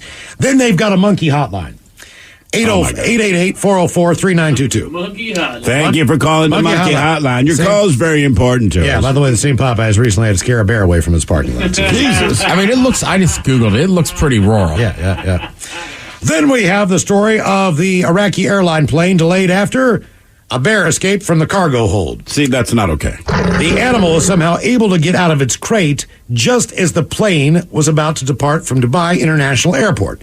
It was headed to the Iraqi capital of Baghdad, but the arrival time was reportedly pushed back an hour after travelers were asked to disembark while the bear was dealt with. Do you tell the passengers why they have to get off the plane? Well, they're in the cargo hold. That's where your luggage is, though. Right, but I mean, do you tell the passenger, do you say, hey, we just need you to step off the plane, we have an issue, or do you say, ladies and gentlemen, there is a goddamn bear on this plane? Wait a minute, did the bear get out while they were in the air, or before they took off? Right before they took off. Okay, all right, that's, all right. So I'm wondering how they knew that. Must have a camera down there. In the cargo hold. I don't know how they knew that the bear got out of the cage. I think maybe when a bear gets out of a cage, it could have been if I'm a passenger, right, knowing that all the cargo is directly below your feet, and you feel something moving around, because it's a bear. I don't think it's subtle. I don't think it tiptoed. It probably just had suitcases around it, and it's ripping open and throwing around, and you say to a flight attendant, listen, I don't think I'm going crazy, but I'm telling you, there's something down there. And it's probably the bear.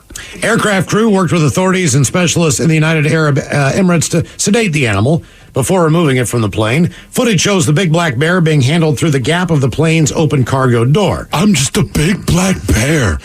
Iraqi Airways, yeah. Ooh, I escaped my car. I'm a naughty bear. I'm first class. Can you imagine throwing in What's one for more dinner? piece of luggage and that bear's just staring? While you're down there working for airport, like, oh man. There any more cheese boards left? Yeah. Ooh. The Iraqi Airways says it was not to blame for the bear's escape, insisting that procedures were carried out in accordance with the law and standards approved by the International Air Transport Association. What are your procedures? Don't bother to lock a damn door that has a bear. Yeah. Now, Iraqi's Prime Minister, Mohammed Shia al-Sudani, has ordered an investigation into how a bear escaped. It's a bear. The airline had initially said the bear was being flown from Baghdad to Dubai, but it confirmed on Sunday it was actually the other way around. Companies declined to say who owns the animal or why they were transporting it. I was going to ask. Keeping predatory animals as pets has become very popular, though, among the wealthy in Iraq, especially in Baghdad. Authorities have struggled to enforce legal provisions to protect wild animals, and Baghdad's police have previously called on citizens to help by reporting sightings. A lot of Iraqi Baghdad citizens have tigers, lions, all kinds of crazy I feel stuff. like tigers seem to be everyone's go-to. To let you know I have a lot of money, I got myself a tiger. Yeah, I mean, it's in Scarface. Right, that's exactly it, right? But for my money, man, that is not the animal I personally would want to keep as a pet. They are worried about dangerous animals being let loose on city streets or, what they believe, ending up as exotic meals in restaurants. Oh. Which is the other thing that might happen if you ship your bear over there. But people eat bear. Correct. You know, people eat bear. You can call it exotic, but people do eat bear. I know some people eat tiger, etc., but generally frowned upon, right? Mm-hmm. And I don't know. If you had that, Ted, you're rich. You have to have a predatory, apex predator animal. What are you getting? To eat? No, to keep as a pet. Okay, answer both. One is to eat, one is for a pet. I mean, I'm going to be the stereotype. If not a tiger, then a lion. A lion? All right. And I think I'd like to eat the king of the jungle, or the king of, eat a lion? Yeah, it's like pet lion, eat a lion. Right, he's like the main thing. So it's like you gotta eat him. Well, what do we know that we've heard that's good that is typically not on the menu? Obviously, horse is one of those things that people say if you like a steak, that horse is fantastic. Right, but I mean, we could go to Sicily and have horse. That is correct. But we'd have to go to Sicily, or we'd have to go to a different country that has... Why are you going to Sicily? So we can eat a horse. Right. I think Portugal, there's a number of countries. There's a few places. I would like to try that. I mean, to be honest with you, I think one of the most exotic things that I've ever eaten that I did not think was going to be good, and I was kind of hesitant, was when we were in Germany and the main course was pigeon. I just did not, my God, man. You may have had it before and they just called it squaw. We saw a pigeon fly into the building the other day, oh man. My God. It was like this poor guy. I mean, he just smashed himself real good. I mean, to the point where he had about 10 seconds to go before he moved on to the pigeon afterworld. Yeah. He crossed the pigeon rainbow. We were staring at him and his eye closed. As I sat there and watched him do this thing, and it was a horrific experience, looking down with the blood coming out of his beak and his eyes slowly rolling back in his head. And he literally knocked the S out of himself. Yeah. I thought to myself, you are delicious. I've had you in Germany. I really did. I thought, no, I'm being dead serious. I mean, you could find it on some restaurants here in the States, but it's generally going to be a higher end restaurant. And then, pigeon is eaten all over the world. I think it's just hard to sell Americans because you're just used to seeing it being a flying rat downtown. When you call it a flying rat, it makes a tough sales pitch. Have you had rabbit before? I've had rabbit before. Okay, but they never call it bunny. They never call it bunny on a menu because people have a hard time eating a bunny, but you will still eat a rabbit. Frog legs are pretty prominent in West Virginia. I did not think of that as an exotic food. Just someone asked you, have you ever had frog legs? Of course I've had them. I've had them, 100 times. They're like, really? And I'm like, well, yeah, we used to go gigging for them and eat them when we were in the Boy Scouts and cook them over a flame. Now, you want to talk about a char-broiled great food. Are they good? With the skin of a frog, and if you get it really good and crispy like you would a steak or anything else that you cook, it's fantastic. It's very moist. It's not. I would believe that. It's not briny because it's always in fresh water. The meat is pretty good. The only thing is that it's you just eat the legs and discard the rest, which is right. Typically you eat most of the animal that you can, but with frogs, its legs are buffed. And I know people that swear by fried frog legs. They're like, oh, I'd take that over chicken wings. I've heard they're good. I tried gator when I was in New Orleans, and it was stunningly good. I had gator once at the Bite. That was delicious. Yeah, because it doesn't look like an animal that's going to taste good. I think we can all agree on that. But the meat was kind of white. What's the worst exotic animal you've ever tasted? The worst I've ever tasted? Not exotic. I mean, exotic, I think, depends on where you live, too. Sure. Everybody that lives in this area will tell you how great elk is, and I like elk. Right. But I'm sure if you lived in other parts of the world, that would just seem crazy It'd blow your mind. If you ever saw a gooey duck outside of the area and you didn't know what it was, would you eat that? No. Oh. If you put it on my plate and did not tell me what it was. You know what? I would, because I ate part of a horse clam once, which is just as disgusting. Razor clam's got a big old tongue on it. I think the worst one I've ever had was at a seafood sushi restaurant, sea urchin. God almighty. I thought, hey, man, that should be worth a shot. Fish love sea urchin. They gobble them up, man. They're like the delicacy of the sea. It was this yellow, mushy, I can't even describe. Yeah, it's gross. It is the worst thing. But like Bourdain, he loved them. And yeah, I mean, he would always go diving for them. And then I told you, the worst thing I've ever had in my mouth was a raw clam. A raw clam? I've never even thought about that. Yeah, for no reason. Why'd you have a raw clam? Because Burris told me we had to eat one. It was a nice restaurant. We were at the Raw Bar, and they were and I was like, people eat these. And they were like, yeah, it's like a delicacy. And I was like, I grew up on the East Coast. So I remember this. And I mean, it was awful. A real Raw Bar. I mean, I got it down. I don't know how. Yeah, you really want to turn off your date, man, get a soft shell crab sandwich. I love soft shell with crab. The legs hanging out, man, on 2 pieces of white bread. It's just like, what are you doing? Like, you don't know. Tastes better than it looks. Your guess is as good as mine. Count of the categories: driving, the best and worst dates, and movie soundtracks. We'll take a break, come back with your emails from the men's room at KISW.com next. Have you been in an accident that wasn't your fault? Feeling overwhelmed and unsure what to do next? Look no further. The personal injury attorneys at Phillips Law Firm are here to help. Phillips Law Firm understands that accidents can turn your life upside down. That's why they're dedicated to fighting for the compensation you deserve and to making the process as stress-free as possible. Don't wait any longer. Call now, 1-800-JUSTICE, or visit justiceforyou.com.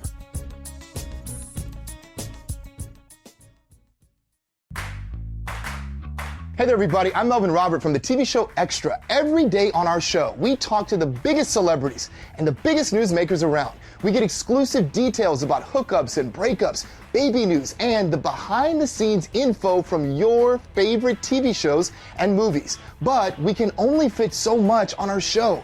That's where Extra the podcast comes in. Listen and follow Extra the podcast and Odyssey Podcast on the Odyssey app or wherever you get your podcast. What's up? It's your boy, the Ted Smith from the Men's Room. And did you know I have a podcast? Well, I do. The Podcast. New episodes uploaded every Wednesday on the Odyssey app. The debauchery rolls on. You're listening to the Men's Room with Miles and Thrill. 99.9 KISW. Your guess is as good as mine. Coming up at first, a few emails from the men's room at KISW.com. You've got mail. One from today in the random question. Ola Bacholas, I live in Port Orchard. Now, this isn't mine as far as exotic animals, but there is a camel living in someone's ranch between Port Orchard and Manchester. Is that exotic enough? That from Rainier, who says there used to be 2 of them. In Port Orchard, yes. People have a camel in America, period. It's pretty exotic. Yeah, right. So if you got a camel in Port Orchard, I believe that qualifies but as I would exotic. understand if one was in Death Valley. I could understand if one was in Arizona. It seems like, I guess they can grow enough fur, it really doesn't matter where they live. All right, on to the birthday shout-outs, guys. I would like for you guys to wish Tucker Miles a happy 18th birthday. Could you give him a fart medley and the Dirty Germans talking about his extensive long showers? Thank you guys for always bringing a smile to our faces. We always can use a good laugh over here in Quincy, Washington. That from Rodney and from Gina.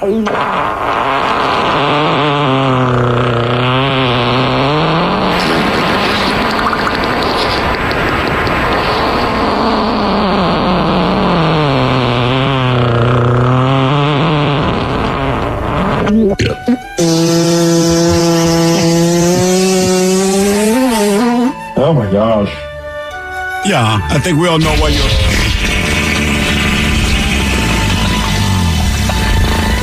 Yeah, I imagine that is the noise you're making in the shower when it's so long, except it comes from the front. So the funny thing is everyone knows why you're in there, but don't let it make you feel bad. It's much better than I'm cleaning up socks that sticks together. Yeah. Longer showers, less laundry. Hiding your underwear because you stained them in the corner of your hamper. Surely my mom won't see that I poop myself. Or don't wipe well. Guys, this goes to my mom's boyfriend, Danny. He's 33 today. How about some turtle sex? And the captain telling him how it's okay to be old. 33?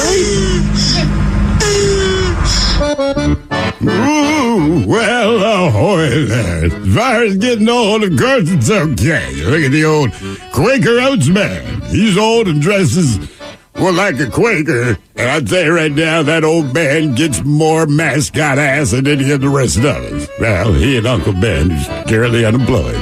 Crunch berries. Oh. Come on. You're not going to shut off. We'll give it time. There you go. Takes 4 seconds. Computers. Feels like a lifetime we're doing this. Really does. What a slow, drawn-out fade. Men's room, my big tiger darling husband is 50. He loves listening to your show. Would love to hear the dirty Germans talking about my hubby that keeps asking my behind without being caught by the room service. We're currently in Bali. He just got tattoos today, and my name is written on his tiger tattoo on his back. I feel honored and loved by him. Might as well give him my behind. He has a bald head, handsome, and has lots of dirty fantasies with me. Please give him a shout-out on his 50th to my big tiger. Thank you so much, guys. That from Diane/D. Yeah, he is one of those rare endangered tigers known as the backside tiger. So, you know, it's funny. Even the real tigers, they always attack from the back. Yeah, that's a good point. So, yeah, he just doesn't bite the back of your neck. We don't know that. Better point. Guys, I want to wish my mother, Mary Jo, happy 57th birthday. Can she get the turtle wax, maybe some dirty Germans from her loving sons, Alex and Joe?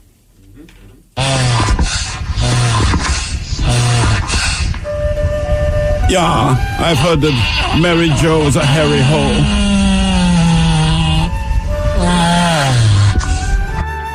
Yeah, so you know what? And she also gives out sloppy joes. Nice. Yeah. Sloppy joes. That should be a new term. Come over here and give me a sloppy joe, mama. Oh, man, it's one of the best sloppy joes I've ever had in my life. And she really took her time with it. Let that meat marinate, you know what I mean? Right. Before she brought it to a boil. Between two toasted buns. Myself, it felt like a potato roll. Put my sloppy meat between your buns. Oh, yeah. All the guys, loose meat. It's my favorite Foreman Scott's birthday today. He's been a long-time listener and a huge fan of the men's room, and he listens religiously. So how about a fish sandwich montage, a big old bong rip, and a suck-it-up cupcake? You guys make our commute home bearable. Keep on rocking. That from Mary Beth. Can I get a fillet of fish sandwich? So you know I got I'll have a fish sandwich. Oh, brother, can I have a fish sandwich? Put the cheese and the tartar on the side. I want a fish sandwich. Is it too early for a fish sandwich? Cheese and tartar on the side. Oh, yeah. I smell the fish sandwich. Maybe eat your relish in the morning, at noon, and at night. Can I buy you a fish sandwich? Though you don't want a fish sandwich?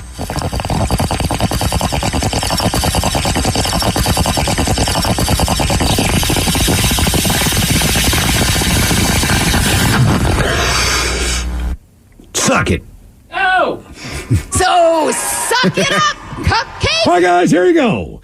Happy, happy, happy birthday. Happy, happy, happy birthday. Happy, happy, happy birthday to you, to you, to you.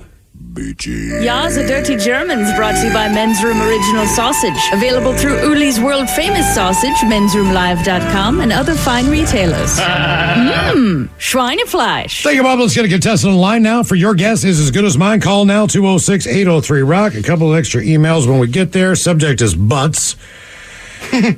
And some of these from the last week, so we'll see what's going on here. Heading to a softball tournament at Forks, Washington. This is the highlight of the twilight. There was a family taking a picture in front of the Welcome to Forks sign. That must be a Twilight thing, right? Sure. It is. That's where it's supposed to be set. My buddy slowed down. I hung my butt out of the window. He slowed down and honked the horn. The father was taking the picture. As I couldn't see their reaction, my friend explained the look on their faces. Dad, half smile, half smirk. Both kids, teenagers, seemingly confused. Mom was highly upset. Love the Twilight Tourist in Forks. From John E. Pierce of J Power Painting. Have you guys been to Forks yet? I have not been to Forks, and everyone's told me don't bother. Oh, man, it's just like you're on your way to Astoria. You just go through the damn thing. Right. That's the best way I can describe it. It's great out there. It's beautiful. I run into cat. I guess I expected more out of Forks. Okay. My bad. But it is funny, like... Well, Quinault's a beautiful place. The lodge there is good. There's a lot of hiking. Yeah, I went out to... Right, I'm trying to remember Ronaldo Beach. One of the beaches we went out there to. But it's just funny in Forks when I got there, like they have tours and everything, and then when you see the size of that town, like, oh, they should do this. Like, take advantage. Make it a tourist spot. Mm-hmm. What else do we have here on the randoms? Hot sauce and ranch. Old Bicholas catching up on the podcast on the Odyssey app exclusively. I heard a lot of talk about Old Bay hot sauce and Hidden Valley Ranch. I am a hot sauce connoisseur, but I've never tried the Old Bay hot sauce. So I finally ordered it on Amazon. It just arrived, and my God, is it a delicious hot sauce, so thank you for the advice. Now, I know most of you agree that Hidden Valley Ranch is the best ranch. I disagree. It used to be my favorite until my girlfriend introduced me to Greg's Savory Ranch Dressing from Costco. It is the best ranch there is, period. If you haven't tried it, you must. It does come in a 64-ounce bottle, but it's worth it. I very much appreciate you guys. Your show is the only thing that keeps me sane driving home on I-5 from Everett to Marysville. So many thanks. That from Morgan. It's very hard to find anything at Costco that's not better than most things. Yes. I would agree with that. As far as who they source out, I'm sure that whoever Greg's Savory Ranch Dressing isn't a real Greg, and you can't find that anywhere else. His name's Larry. Because they outsource their products and like Trader Joe's. I think Greg, he's not from Kirkland. He's from Juanita, but he's from here. Right. Okay. And one more. Let's see here. What do I got? I'll do one more. Welcome back is the final email. All Bicholas, welcome back from vacation. While you were gone, I went to back to some random episodes exclusively on the Odyssey app. Oh, wait for it. Mm-hmm. You're welcome. One episode you talked about, a guy making fake IDs with a poster board, instant film, and a laminator. Did that back in college. Poster board had a name, date of issuance, and other information on it, just like a real ID. Then the person just stood right in the right spot, photo was taken, and was run through a laminator, and presto, fake ID. But my one buddy got his photo taken while he was wearing his Battle of the Bay World Series t-shirt with 1989 in bold text visible on the photo. The ID was supposedly issued in 1988. We only figured this out after even using the ID for a few weeks, so he kept on using it. And to the best of my knowledge, no one ever noticed the time-traveling anomaly. Anyway, glad you guys are back. There from Thomas, U.S. Ambassador to Algonia. All right, time for Low Your Guess is as good as mine. It's an easy game to play. We get a contestant online. You pick from one of two categories and try to get as many right in said category before 3 strikes and you're out. Steve, who is going to play Your Guess is as good as mine? His name is Brian Miles. Hello, Brian. Welcome to the men's room. Hola, Bichola. Hola. Brian, welcome to the program. And your guess is as good as mine. All right, your categories. Brian, you can go with 3, actually, today, as we have the 10 best and worst states to drive in. Basically, data scientists looked at several factors, including cost, that would be the gas prices, tolls, etc., congestion, traffic, commute times, safety as far as your car being stolen or just wrecks in general, the weather from accidents, rain and snow, all that figures in, and the infrastructure from roads, bridges, and everything else. So we have the top 10 best states to drive in and the worst. The one hint I can give you, Brian, is the best states to drive in typically aren't the most occupied states to drive in. Some are, but not all of them. Now, the other category we have, and I've got a bunch of hints here because this is not the easiest category in the world, but the folks at uprocks.com, they took on the task of ranking the top 50 soundtrack albums of all times, thus the album that came from the movie. So we have the top 10 there. So, Brian, do you want to go with the best or worst states to drive or the best soundtrack albums of all time? Oh, I'm calling into a music radio station. Let's go with the soundtrack. Soundtracks it is. Okay. All right, so they ranked them. The top 10 best soundtrack albums of all times. A lot of these are from the 70s. We have one from the 60s only, a lot of 90s, and one 80s movie on the list. I will give you one clue at a time, but with no help from the panelists, because I believe the panelists, if I'm giving you a clue, will know immediately the answer to the question. So I want to give you a little opportunity first, and then if you have to come in and save them, that's fair enough. All right. Okay, because I know you guys will get a lot of these. All right. The film is from 1994. Oh, yeah. The clue that I will give you is on the soundtrack, Urge Overkill covers Neil Diamond. Is that Singles? That is not Singles, but Singles is on the list at number 4, so you are correct in one of the movies anyway. You just didn't get that one right. Singles I had was filmed in Seattle. That was your clue. Should he guess some? I think I know the answer. Is it Pulp Fiction? It is Pulp Fiction. Very good. Okay, so you got 2 out of 1. What number is that? That was number 3 on the list. Okay. The next clue. The movie included a very large prosthetic penis, which the star of the movie still has and took home and sometimes shows his children, just as a joke. Oh, that's got to be Boogie Nights. Boogie Nights, 1997. Okay. That was 97. What number? Yes. That was number 6. All right. Come on. Okay. The next movie, 1996, featured a very memorable heroin bathroom scene. Wasn't that labeled the worst bathroom in all of England? I believe it was. Scotland, yeah. Scotland. Now I'm drawing a blank. Hold on a second. Man. Come on. Oh my gosh. You're on it. No. I am. Okay, can we come back to that one? I got another guess. You got to take a guess. Oh, I got to take a guess at this one? Oh, shoot. If I'm giving you the hint, you got to take a guess. Okay, that's fair enough. I thought maybe if I go back to another one, I can come back to it and it'd come to me. But all right, okay, fair enough. I'll do it. All right. How about this? Is one of the soundtracks a disco soundtrack? It is. Okay, so Saturday Night Fever. Number 2 from 1977, the second most popular soundtrack of all time. The clue that I was going to give, basically, even though it was a double album, most of the hits came from a famous Australian band. Aha. All right. AC/DC. I love it. Yes, that was actually Airborne. Good reference. Right. I love those guys. Yeah. Midnight Oil.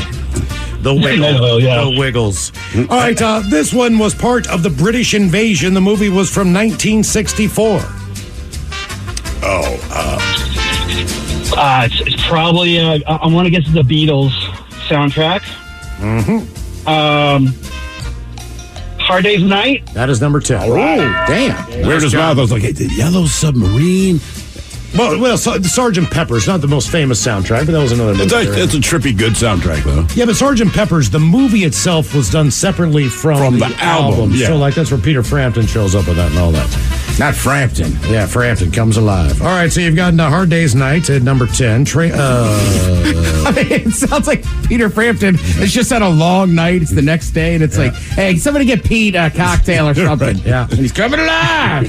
Boogie Nights at number 6 is correct from 97. 4 Singles here in Seattle. The 3 is Pulp Fiction. Saturday Night Fever, number 2. Here is your next clue from 1984. This movie and soundtrack was basically done by one person, and he is deceased. 84.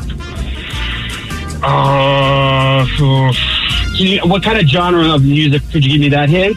Sure. That's tough to say. Minneapolis. How's that? Oh, Bow down. That's right, Mr. 1999, when the doves all cry. Let's go, Purple Rain. Purple Rain, 1984. You're only a couple decades off, but you got it. That's number 1.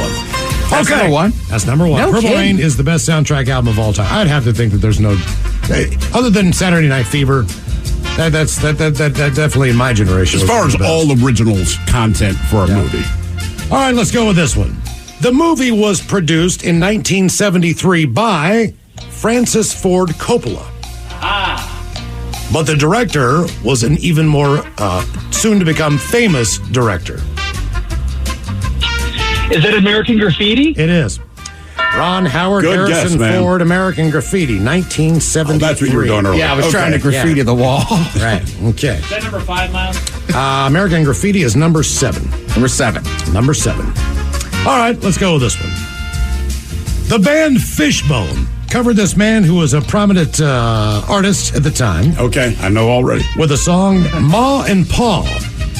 But this man had 2 other hits on this 1972 blaxploitation flick. Still one of the greatest songs ever. It's the same guy that wrote the theme to the Sanford and Son. I don't think what else. Damn right, Ted.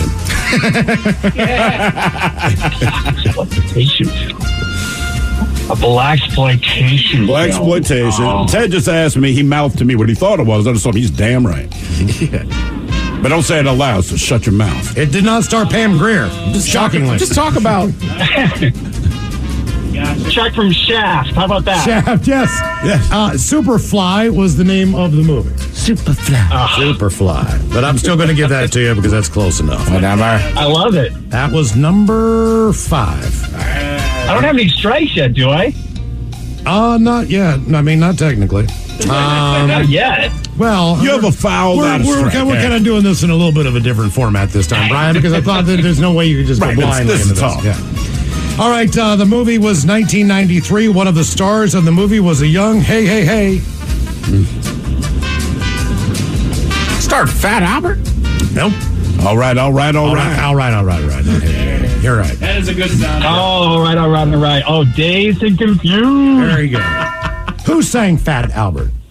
Bill Cosby himself sang it. Yeah, that was him. And you didn't get number 9 there, did you, Brian? We were talking about the famous bathroom scene. Did you get that one? I did. With the heroin? Yeah, all of us. We were instant on that. We gave him a hint. All right. Brian, you went 10 for 10 there. On your guess is as good as mine. Very good. No strikes against you. I think that's only happened 2 or 3 times. It was Train Spotting. It was Train Spotting. The list number 10, A Hard Day's Night from 1964. Train Spotting at 9 from 96. Dazed and Confused, 93. At number 8, 7 American Graffiti from 73, Boogie Nights at 6 from 97, Superfly at number 5 from 72, the single soundtrack from here in Seattle, another great one, number 4 at 92, Pulp Fiction 1994 at 3, Saturday Night Fever 1977 at number 2, and the best soundtrack album of all time according to the folks at Oprox.com, that would be Purple Rain from 1984. Coming up, we'll drink and toast with a shot of the day. You are listening to The Men's Room. The business world moves fast, and keeping up is not enough. Success demands going further, faster.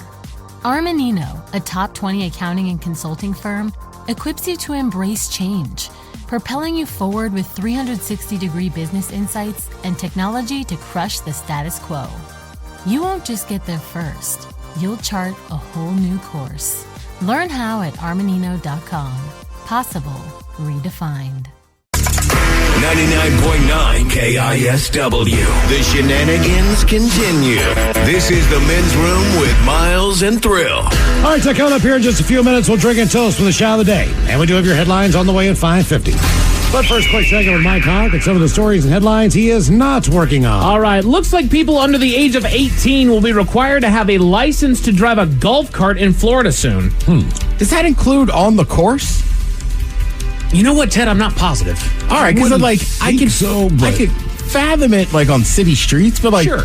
That's one of the fun things about golfing. Right, is that at whatever age you can drive the golf cart. I get it on the city streets because Florida is one of the few states where people very regularly use them. Correct, right. So I get that, but hopefully not on the frickin' golf course. Not only that, but man, you want to encourage a kid to learn and play golf. That's part of the process. You bet, dude. You get to, it's like going to Disney World for a day and getting on one of the go-karts. Yeah, it's like a slow go-kart. Yeah, I mean, that's kind of that's how I learned, right? You go to the driving range, and you get to a certain age, and I don't know, my brother took me. You play 9 holes. Then it's like, play 18. Like, well, I don't think I can. It's like, you can drive the cart. Let's go. Suddenly, I can play 36. You're playing with anybody older or a grandparent or dad or whatever, they'll say, like, all right, you're driving the cart on this hole until we're going to learn how to drive the cart. And I've driven with tons of children, Mike. Only one time have I seen somebody flip it when I was in it. I gunned it. I went for the hairpin turn, and you did say you're not going to make it. Got this. But we found out Ted was right. Ted was correct. I didn't. Ted, physics expert. Right.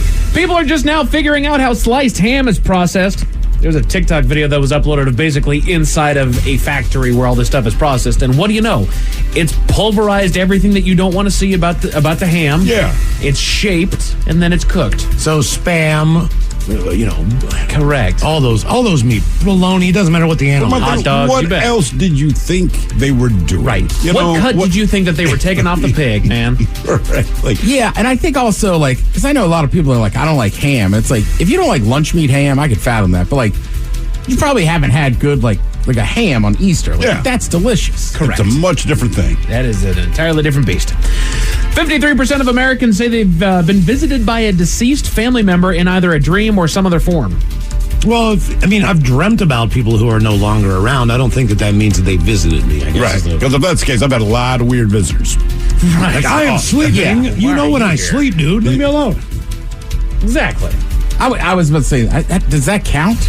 I mean, if you I've take had it that dreams way, like dad's, talking to me, but Sure. it's like when I wake up, I can fathom that he has died, and that's just my brain doing something. I think it's when they visit you or speak to you on a plane that is kind of beyond what you would dream about. Okay. If you feel it's outside of your normal realm of correct. dreaming. I shouldn't think the way that he talked to me. Okay, So that means. Right. No, your Well, last brain night wouldn't- I had a dream, and there was a woman in it. Right. I don't know her. She visited you, Ted. Right, like, did she visit me, or am She's a stalker, dude. Oh, She's a dream stalker. 60 years ago today, MLK, he had a dream. Ted got visited by a ghost slut. Probably had a dream Ghost slut. Please come back. I'm just going to go hang in this guy's dream. I've been taking sleeping pills. Like, all right, we got all night, baby. Probably she's a friend of a friend. Like, she has no idea. I've never met her, Mike. I'm the creepy one. All right. You wonder if she had a dream about you. Like, man, I'm pretty sure that guy Ted. Yeah, I think he visited me in my dream. Oh, hey, girl. What's up? Hey, princess. All right, real quick. I had a very good friend years ago. We're driving home from somewhere, and they were like, I need to tell you something. Uh-oh. I said, what's going on? This is very uncomfortable. I said, what's going on? My wife had a dream, and you were there. All right. So it's been kind of a running joke with a group of my friends that Dream Ted is like sensual. He drinks red wine, lights candles. Were you like, yeah, brother? Yeah, exactly. Draws a warm bath. Takes his time, gets the massage. Well, we were just oil. hanging out a lot, so I'm like, all right, I can figure out how I popped into a dream. I'm sexy. She knows it. What can you do? He puts on Barry White. Exactly. Dream Ted takes his time. And talks just like him. Hey, baby. Now, we all know that stealing is wrong, but at the same time, we all, I feel like, have stolen something at some point in our lives. Sure. Something that we, and not necessarily like grand theft or anything like that. This is just kind of, it's okay for us to steal this. It's universally accepted that we can steal this. Well, we're about to find out. The Men's Room Top 10. The Men's Room Top 10. 10 items that everyone universally steals. Sure, I've taken a piece of candy here or there, and maybe like a certain friend of mine, I've drank someone's beard down while they weren't watching. But the one thing I steal on the regular, those susceptible souls who just want to give their precious hearts to the right person. And guess what? I'm taking them. Get in line, ladies. He's stealing hearts. Yes. So these are 10 items that everyone universally steals. I got to tell you guys, I read this list. It's a little outrageous, so stick with me here on this one. I don't know how much I follow this one, but anyway. Number 10, they say tampons and pads. Now, those should be given out if you need them. I agree. Personally, I've never stolen any. However, I can see why there would, I would hope that if I went into a ladies' restroom and they had a feminine box or whatever, that people are just like, I need one. Now, I'm not going to take everyone in there. Correct. I'm not going to pay 50 cents. You're not going to take every single one. Look, exactly. It's like, nobody in here carries toilet paper in their backpack when they come into work. That's correct. Yeah. It's something that you need. Guys understand if there's a condom machine, you're going to put 50 cents in, you're going to buy the damn thing. Right? You're not going to use it. But but you got it. Yeah, not toilet paper. I keep a little stash of napkins next to my desk. Sure. I have them right on my desk. I eat like a slob. Number 9, hotel room toiletries. Sure. I thought they expect you to take them. They absolutely do. Right. There's a reason why it's pretty much a single serve. Right, like you can have this. Right. The next there's not enough in here for the next person. We don't care. I still like to leave one single hair on the bar of soap that I leave behind. There you go. You guys keep that. What do they do? Do they just throw away those bars of soap? No, man. They rinse them off. They put them back in a different box and put them back. I would hire someone who does like etching. Like, look, I would absolutely use this. Can you recarve the name of our hotel into the top, man? No one's going to know. Right. Not going to waste money. We got this, man. Come on. They say at number 8, low-hanging fruits. basically you're walking by somebody's right. They have a tree that is hanging out over a fence, and oh my god, maybe you'll pick an apple off that thing. My dog Miles, Jesus, I got you got busted that one day because you either dropped your bag or you forgot your bag, and then the dog the dog pooped right in front of the neighborhood block party. Yep, I do remember that well. Miles. Irresponsible dude. Mine was, my dog used to love cherry tomatoes. Okay. And a lot of the planters were in between the sidewalk and the street in Wallingford. Sure. And they would, boom, and tomatoes. He couldn't get enough of them. So this woman's out on her porch, and Miles is just munching on her cherry tomatoes. And I look over, and she's just giving me this look like, so it's you, huh?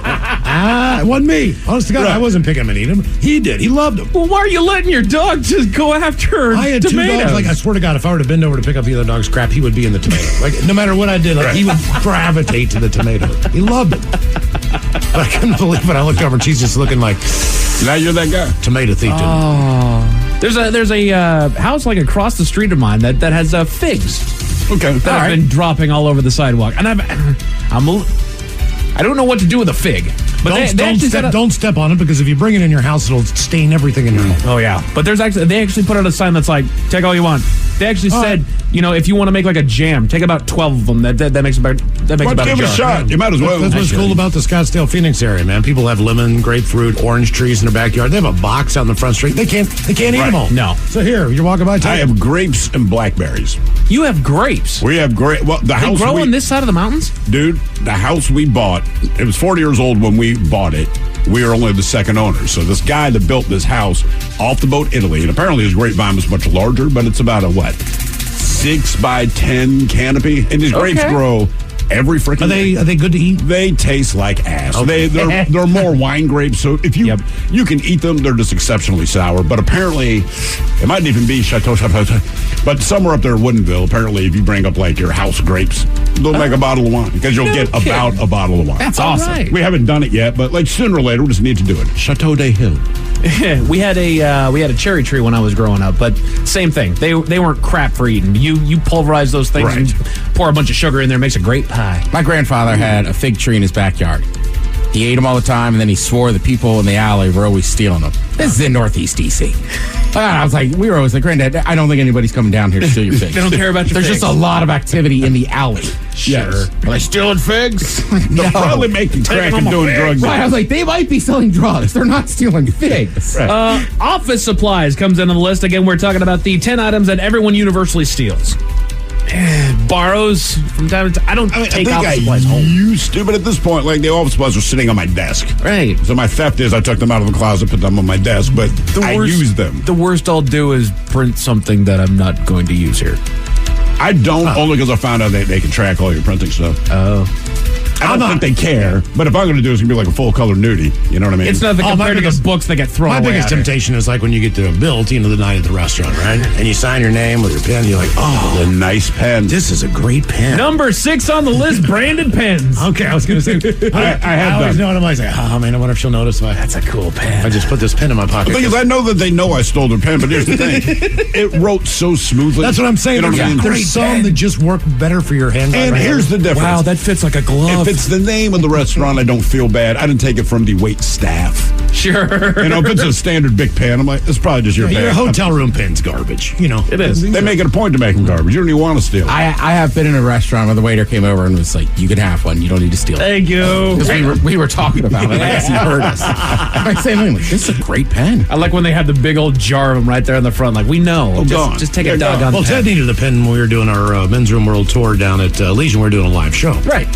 So he's done. He walks away, and I'm like, "That's a great pen." Is that the pen right there? That's the pen right there. Napkins comes in at number 5 on the list. Absolutely. Oh, yeah. Did it today. There you go. I do it every day. Yeah. There's also ketchup packets in there. There's a go bag. There's some things you're going to go ahead and grip. They go with ramekins. I added other restaurant ware because I know that people steal glasses, they steal knives, they steal stuff like that, but they said ramekins. My wife used to have a real problem stealing glasses at restaurants, right? She's not the person you'd suspect. You'd always assume it's me. Sure. And you should, but in this particular case, I'm just like, we'd leave somewhere, especially when we first started dating. She'd open up her purse and I'm like, Did you just steal that glass from the bar, Red? She's like, hey, but look at it. It's so cool. I think ramekins get stolen just because the convenience. And it's such a unique, like how often you're going to need one at home. So But it's like, when you why do, should, you're real happy you have it. Right, so it's like, why should we buy one? Right. Pint glasses that are branded with something. Yes. Yeah. I'll agree with that one. The only time I've ever been tempted to steal something was when the All-Star game came through. I was like, this is a really cool glass. Well, I did. You should have stolen. Did you? Yeah. I should have. Like, Ted's like, yeah, I did. You know the place that I'm talking about. I know. They probably would have given us one, Ted. I know. Number 3, neglected pets. What? Yeah, homeless or neglected pets. People just like, here, I'll give you a better home. I mean, I always would say take it to a vet and check for the microchip first. Right. And then post about it. Find out if there's anybody who's got a missing cat in Don't your just name. jack someone's pet. Do whatever you can to find the original owner. well, you lost Sunshine. We know it's a little more. If you've exhausted all options on that, then yeah. Yeah, I can't imagine just walking into your yard going, that's a good-looking dog. Right. It creeps me out. It's happened to me twice. I've been somewhere where there shouldn't have been a dog and just a dog like sitting there, and I just literally, I told you it happened to me like a couple months ago. I backed out of the parking spot. I was like, I'll park on the side of the lot. Nope. Like, I don't want to deal with it. But the number one item that everyone universally steals, and we've heard on this very program that it's understood that it's okay for it to happen. They literally say a few grapes. All right. Are you kidding? Number one. Number Is that one. really number one? It is number one. Jesus.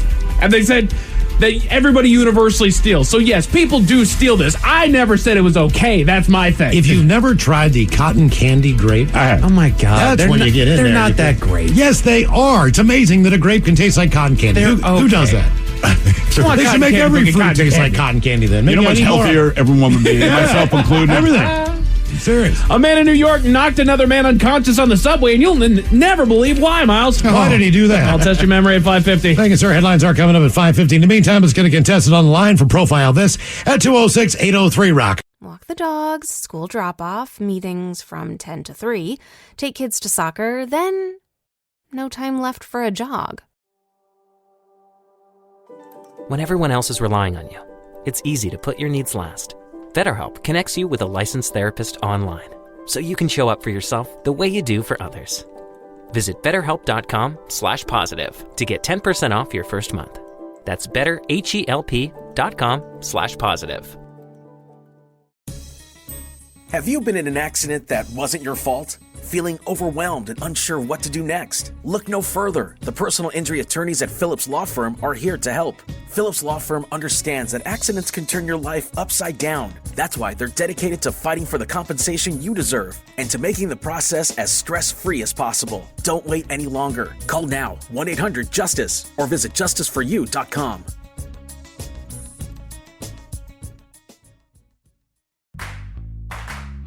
Hey there, everybody. I'm Melvin Robert from the TV show Extra. Every day on our show, we talk to the biggest celebrities and the biggest newsmakers around. We get exclusive details about hookups and breakups, baby news, and the behind-the-scenes info from your favorite TV shows and movies. But we can only fit so much on our show. That's where Extra the podcast comes in. Listen and follow Extra the podcast, an Odyssey podcast on the Odyssey app or wherever you get your podcast. Hey, it's Mike Hawk. Want more Men's Room content? Follow the Men's Room page of the Odyssey app and check out my live stream, A Moment with Mike Hawk and Nothing in Particular with Steve the Thrill Hill. Going live Thursdays and Fridays at 1 exclusively on the Men's Room page of the Odyssey app. All right, we made it to drinking time. Somebody out there deserves to be recognized. And the Men's Room knows just who it is. So to you, we say, bottoms up, sailor. You're the toast of our shot of the day. Drink time it is, and as usual, we head to the drink desk and Stephen Throwhill to find out who we're toasting. Yes, indeed. Today we toast Darrington, Washington's biggest celebrity. I challenge you to prove me wrong. Legendary game show host Bob Barker, known as the host of The Price is Right for 32 years. And also for beating up Adam Sandler in the movie Happy Gilmore. Bob unfortunately passed away this past Saturday. They're not listing his cause of death, but I'll explain it to you. He was 99 years old. That's basically what they said. That's a hell of a He's 99. That was their whole thing. Thank you for not going, we don't know what happened. He was 99 years old. He did a 2-year stint in the Navy at the end of World War II. Gets out of the Navy, lands a job in radio in Florida. That was in the 40s. Then he started his own radio show, The Bob Barker Show, in 1950. That's when he moved to Burbank, California. Then he landed his first TV gig in 1956 hosting... Is it The Price is Right? Truth or Consequences. And he hosted that show for 18 years until that show came. Wow. 18 years. I didn't know that. So think about it. He did 18 years of Truth or Consequences, and basically when that show ended, that's when he went to Price is Right, which was 72, I believe it is, and he hosted that all the way through 2007. That is a long run. And like we were saying earlier, depending on your age, but certainly in our age group on this show, if you were homesick from school, one of the highlights was watching Price is Right. Yeah, I mean, I cannot explain it. I do not know why. The show was always the same. I always did poorly. I still don't know the prices of things, but yeah. Bob Barker, man, 99 years. And he had Barker's Beauties. And he was born in Washington State. He was. Yeah. Darrington. Does anyone know where Darrington is? Sure do. It's right over there. It's right outside. You go up, get off in Arlington, then cruise around the mountain out there, and you'll hit Darrington. What's the barn? Well, Summer Meltdown's always out there at the Bluegrass Festival ground. Of course you know. But yeah, so Bob Barker, born there, but he moved away at 6 years old. At any rate, to Bob Barker, man, depending how old you are, that guy has always been somewhere in your life. He's almost like the Betty White, but on the male side, right? Yeah. He's also like the Sears catalog in a weird way. He kind of is, right? So we pour this booze and we drink this booze because we think it's yummy. Yummy! So over the tongue and down the throat to party in our tummies. Down the hola, bichola. The Men's Room presents Profile This. And Stephen Throwhill, could you please tell everyone how Profile This is played? I sure can, Miles. It's a simple game where we share with you a real-life news story, something that happened right here on planet Earth. Earth. And as you listen to the story, based on the stereotypes you believe to be true of people and the decisions that people make, we'll ask you what it is you think makes the story a story. Hello, Chuck. Welcome to the Men's Room. What's happening? Hola! All right, Chuck, you understand how this here game is played? I do. Fantastic. Today you have your choice of one of three stories. We have the wonderful world of drugs. We have Bite Me. In other words, what did someone find in their food? And finally, Animalize This, where you guess the animal responsible for causing the problem. Bite Me. I'm going to assume, Chuck, for radio purposes, that was not an insult directed at me, but simply your choice of category. And here we go. Got it. Now, this will certainly make your breakfast a little less appetizing. McDonald's is investigating after a woman in Australia found pieces of something baked into her Egg McMuffin. She posted a photo. It was a sausage McMuffin with egg, and you can clearly see a piece of the something in there. The weird part is that it was baked into the English muffin itself, and they get those pre-made. So maybe it happened at the factory where they're baked. They're not sure. But she already eaten half of it when she took another bite and felt something weird going down. She says it scratched her throat, and her throat still hurt 3 days later. So she went back to the restaurant immediately, but says they didn't take it too seriously. They just offered her a new McMuffin. So she got in touch with corporate, and they, quote, are looking into it. Well, the question is, what did she find in the sausage McMuffin with egg? Was it a piece of glass? Was it a rubber glove? Was it a cigarette butt, or was it foil, as in tinfoil? So glass, a rubber glove, a cigarette butt, or tinfoil? Oh, man, that's tough. What do you guys think?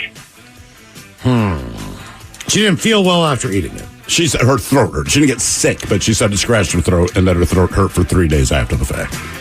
I'm going to go cigarette butt, Chuck. Ciggy butt.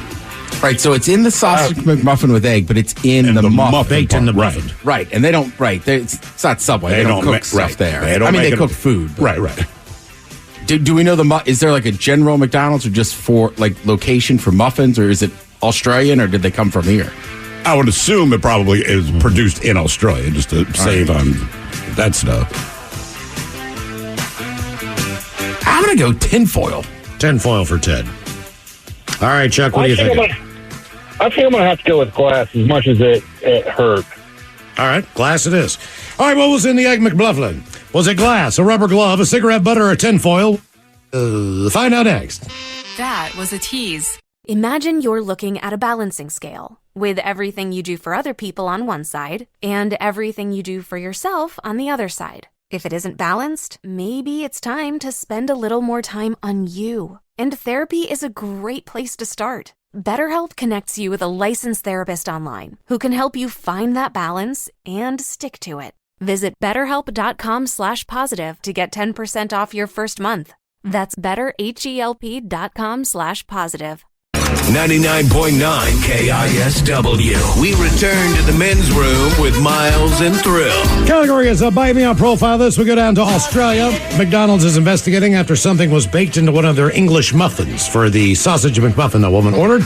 She identified it, bit into it. Either way, question is, was it glass, a rubber glove, a cigarette butt, or tinfoil? And that is the very question that we posed to you, Chuck. But let us start with Mr. Miles Montgomery. Mm-hmm. You went with the cigarette butt, which cigarette butt makes sense, seems likely. However, was not a cigarette butt.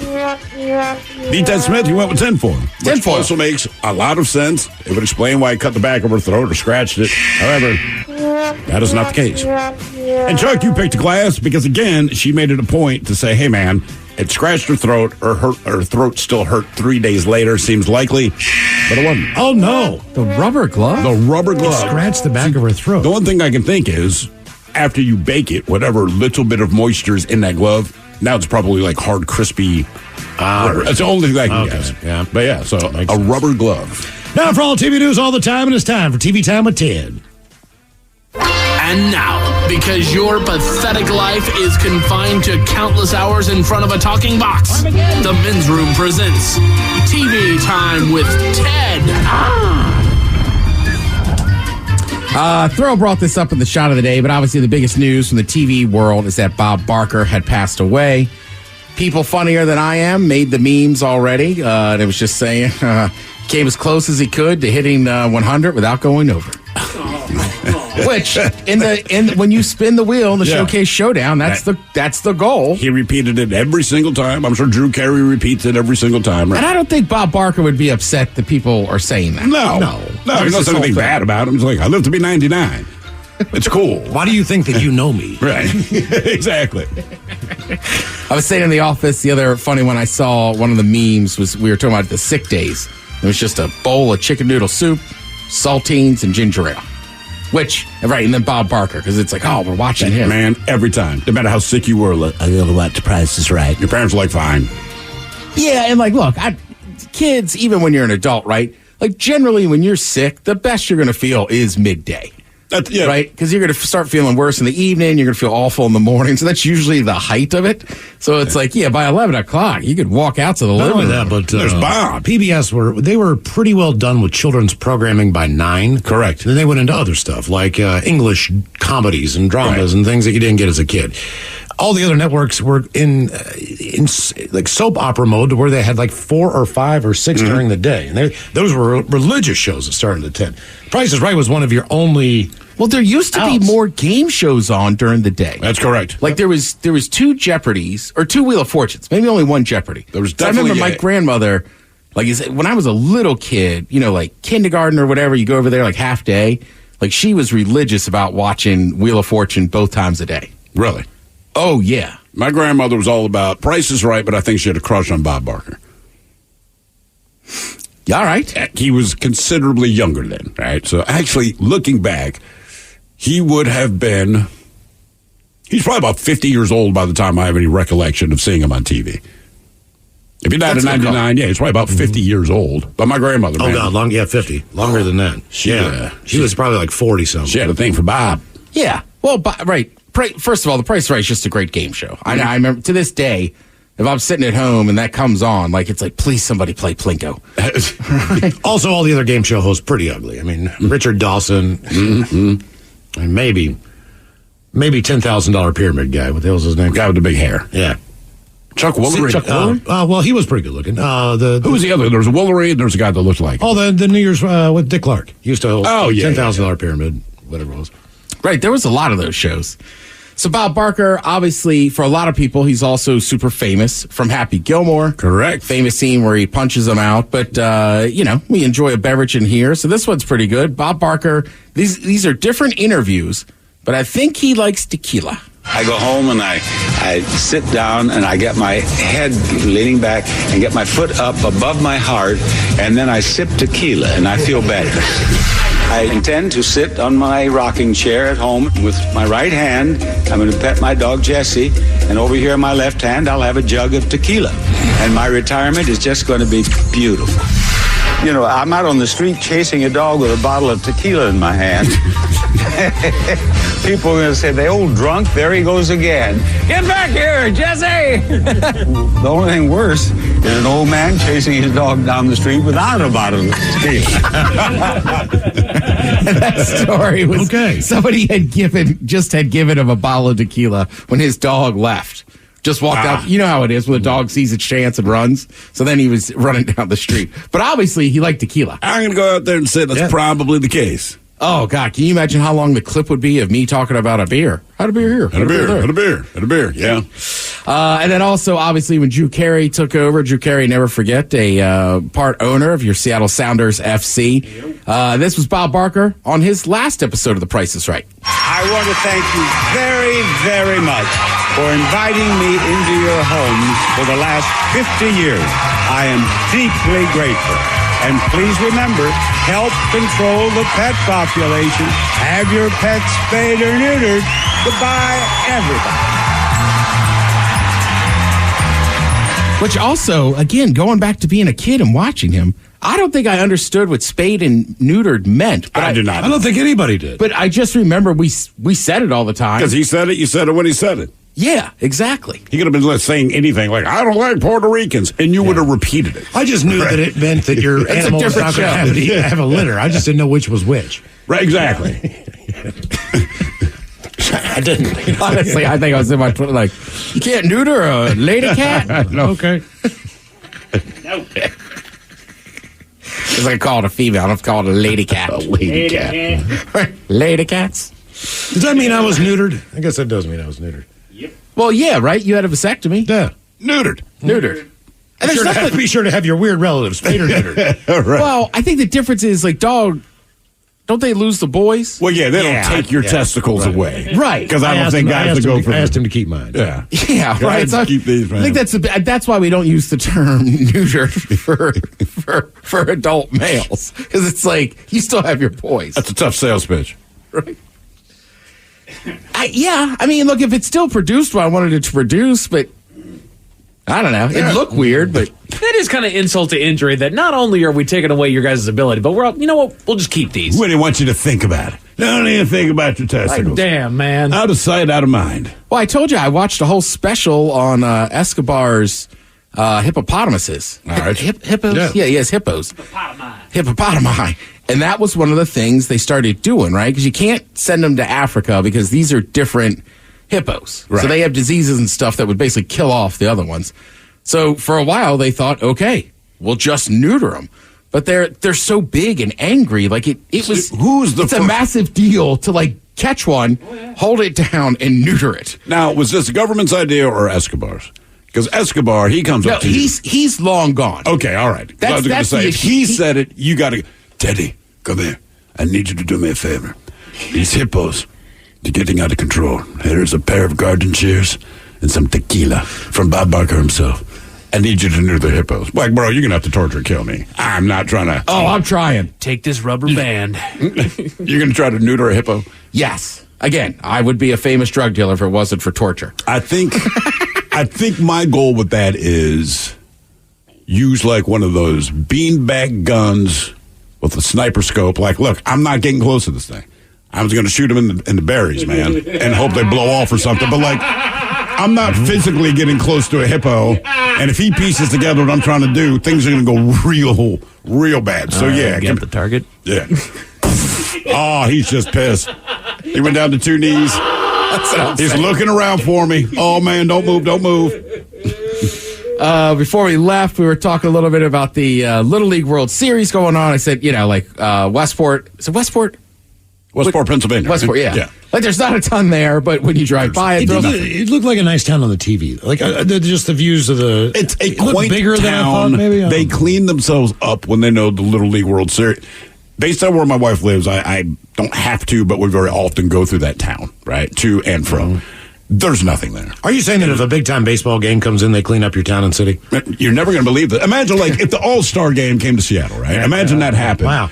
all this stuff you hear about, like the homeless people and graffiti, like they probably clean it all up and send them elsewhere and paint over stuff so that while the TV crews are here, it looks real clean and real nice, right? But when you don't have the All-Star game, frankly, they don't care. So it's kind of the same thing. We're going to need you need an All-Star game. We're going to need you folks to pack up, move to Ballard now. So, Little League World Series, the final was on Sunday.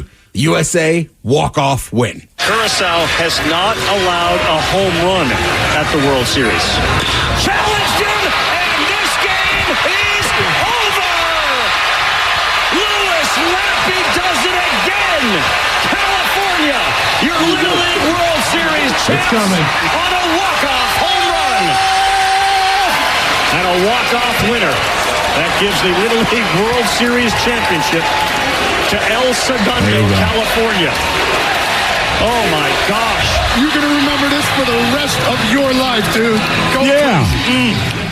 I bet there's somebody that could hear our voices right now that was on that famous Kirkland team.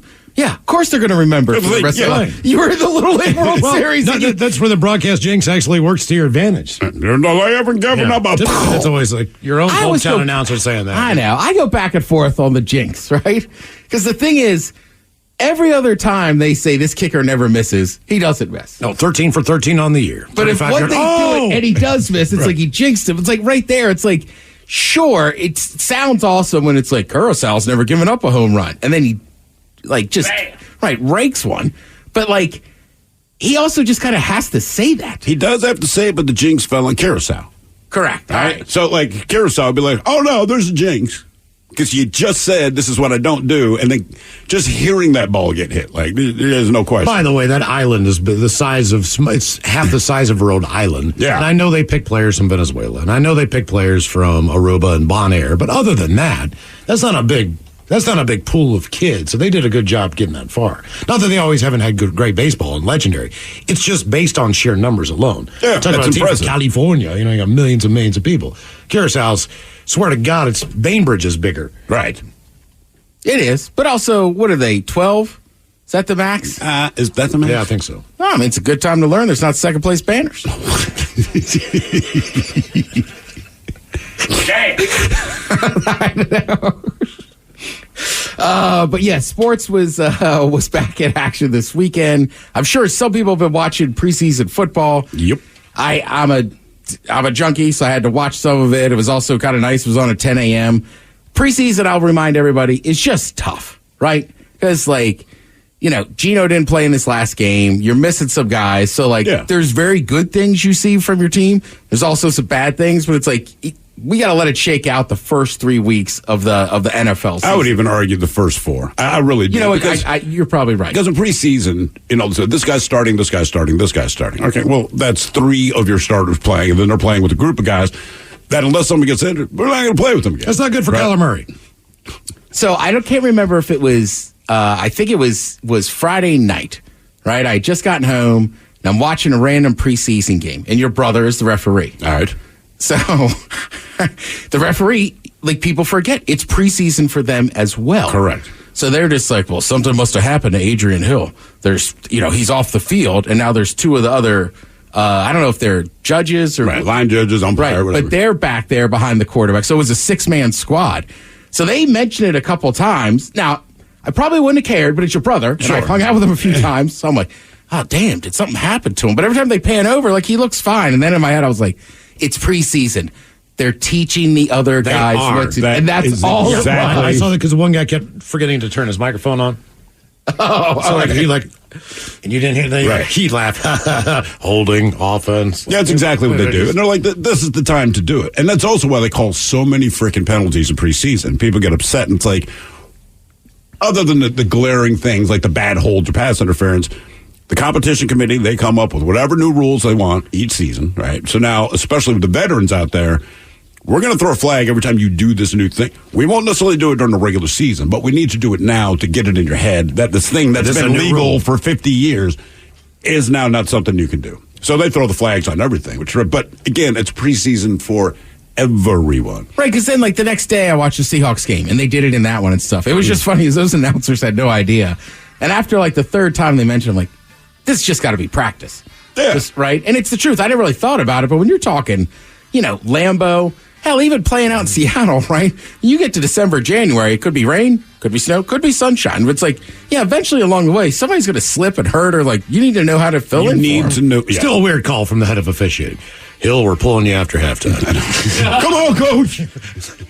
I still got some left. Also, you have to ask your brother if you talked to him this week. I'm sure he's sitting there, in his mind watching, but I was like, he's got to be antsy. This got to be odd. He's made it he's very judgy. I guarantee you that when those other guys took over for him, all he did was stare them down, not in a mean way, but to make sure. Yeah. That every day, because as soon as they get in the locker room, he's going to tell them, well, you missed 3 calls that I would have called. Well, otherwise, you're doing a good job. Turn on your goddamn microphone. If you've been watching Stars on Mars, that's the first season finale tonight over on Fox. Thank you, Ted. We appreciate it. You are listening to The Men's Room. When it comes to personal style, it's all about layers, especially now. Add layers to your fall style with new colors, fabrics, and styles from Indochino. Go to Indochino.com and use code PODCAST to get 10% off any purchase $3.99 or more.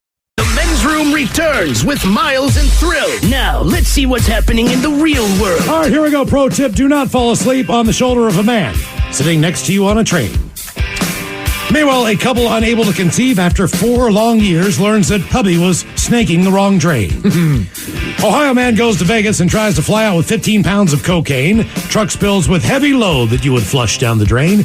And scientists find the oldest carving of a man holding his penis. It is time for your headlines. Now, it's time to hit the headlines. Here's my cock. Top story. We go to New York for a video that's going viral. An altercation broke out on one of the local subway cars where we can see one man shouting to another in a threatening manner. He then begins to shout in Spanish to the man next to him, but when the man offers him his response, the shouting man responds by delivering 3 devastating elbows right to the man's face, knocking him unconscious, which is when his friend steps in to defend him. A complaint has been filed and the assailant is still being sought by police, but through translation we discover what set the man off. The one that he knocked out had fallen asleep and laid his head on his shoulder. There's so many worse things that can happen on the New York subway. I'm sure. And we talked about it earlier today. We don't know what happened leading up to it, but I don't think it was bad enough to warrant 3 elbows to the face. I don't know what he said, but I don't think it warrants 3 elbows to the face to get knocked out. Unless he said, hey, if you elbow me 3 times in the face, I'll give you $100. Right. And I will say, Ted's absolutely right. They were clean, though, to the man's credit. They were. Well, you watch, right? They are. But then when that guy's buddy gets up, I was like, oh, he could throw hands for real. Oh, yeah. They were squaring up, man. In other news, up the road in Pennsylvania, a man broke one of the major rules of this show. He called police to report that someone had broken into his home by busting a window. When police arrived, they found no sign of forced entry of any kind, and the man offered to show them inside after they asked if he found anything to be missing. While searching the house, officers found a couple drugs laying about the house, which he could not provide a prescription for, and he was placed under arrest. After obtaining a warrant, officers recovered $25,000 worth of fentanyl, 3 grams of meth, 20 grams of weed, 9 Suboxone strips, and 12 of the prescription pills. And you allowed the cops into your house. Right. Someone broke in. You have drugs. Right. Tough cookies. I don't understand it. They even hey, do you want us to come in and look around since you're not sure if anything was stolen? Right. Sure, come on in, man. Like, you did not think about your big-ass drug stash. Right. What's this pill? Oh, it's for my anxiety. I keep them all over the house. Do you have a prescription? Well, no. I'll just tell you right now, look, man, if I got that many drugs in my house, it wouldn't matter what someone did in my house. I'm not even calling the cops. No! My God, man. Right. When you have that many drugs in your house, you just take whatever happens, man. Yeah. That's just a loss. Someone broke your window. That's what happened. Correct. It's better for you just to go get the window fixed. We go to China, where a mystery has been solved. A young couple in their 20s has been enjoying their 4 years. I love this story. A young couple in their 20s have been enjoying their 4 years of marriage for the most part, but sought medical help when they were having difficulties getting pregnant. The doctor gave the woman an examination after hearing that sex was unusually painful for her and believing that she had some sort of gynecological problem. But upon his inspection, Ted, the doctor discovered that the woman is still a virgin. A deeper dive into the romantic life discovered that they were having sex wrong the entire time. Yep. And that the man had already become... depends on your version of wrong sex. He had already become well acquainted with the old Hershey Highway. No word on if they've switched things up and found success in their endeavors. They got a better chance. I wonder if that's a weird transition for him. Right? I got to assume. I want to hear her reaction like, wow, this is so much better. Yeah, she's going to love it. This is great. Like, why is it so roomy? Easier cleanup. That is it for your headlines with that. My hawk is out. Thank you, sir. We appreciate it. We'll see you next time. The lovely Taryn Daly's into Sit and Spin. Speaking of, Taryn's up next. Yes, indeed, it's all true, but in the meantime, well, we be all up at this bitch for 180 seconds or so. So until then, please, do what you do best. And for Aletha's sake, stay beautiful. The Men's Room has been taped before a live studio audience. Wardrobe and makeup provided by Mantastic Limited. This has been a presentation of the Men's Room Radio Network. Oh, man! A Double Flush production. When the Lexus IS went all in on the sports sedan, people noticed. Whether it's the iconic IS, the unapologetically aggressive IS F Sport, or the envy-inducing IS 500 F Sport Performance. The IS line is all in on stylish interiors, sleek exteriors, and unadulterated exhilaration. Click the banner to discover more. Experience amazing at your Lexus dealer.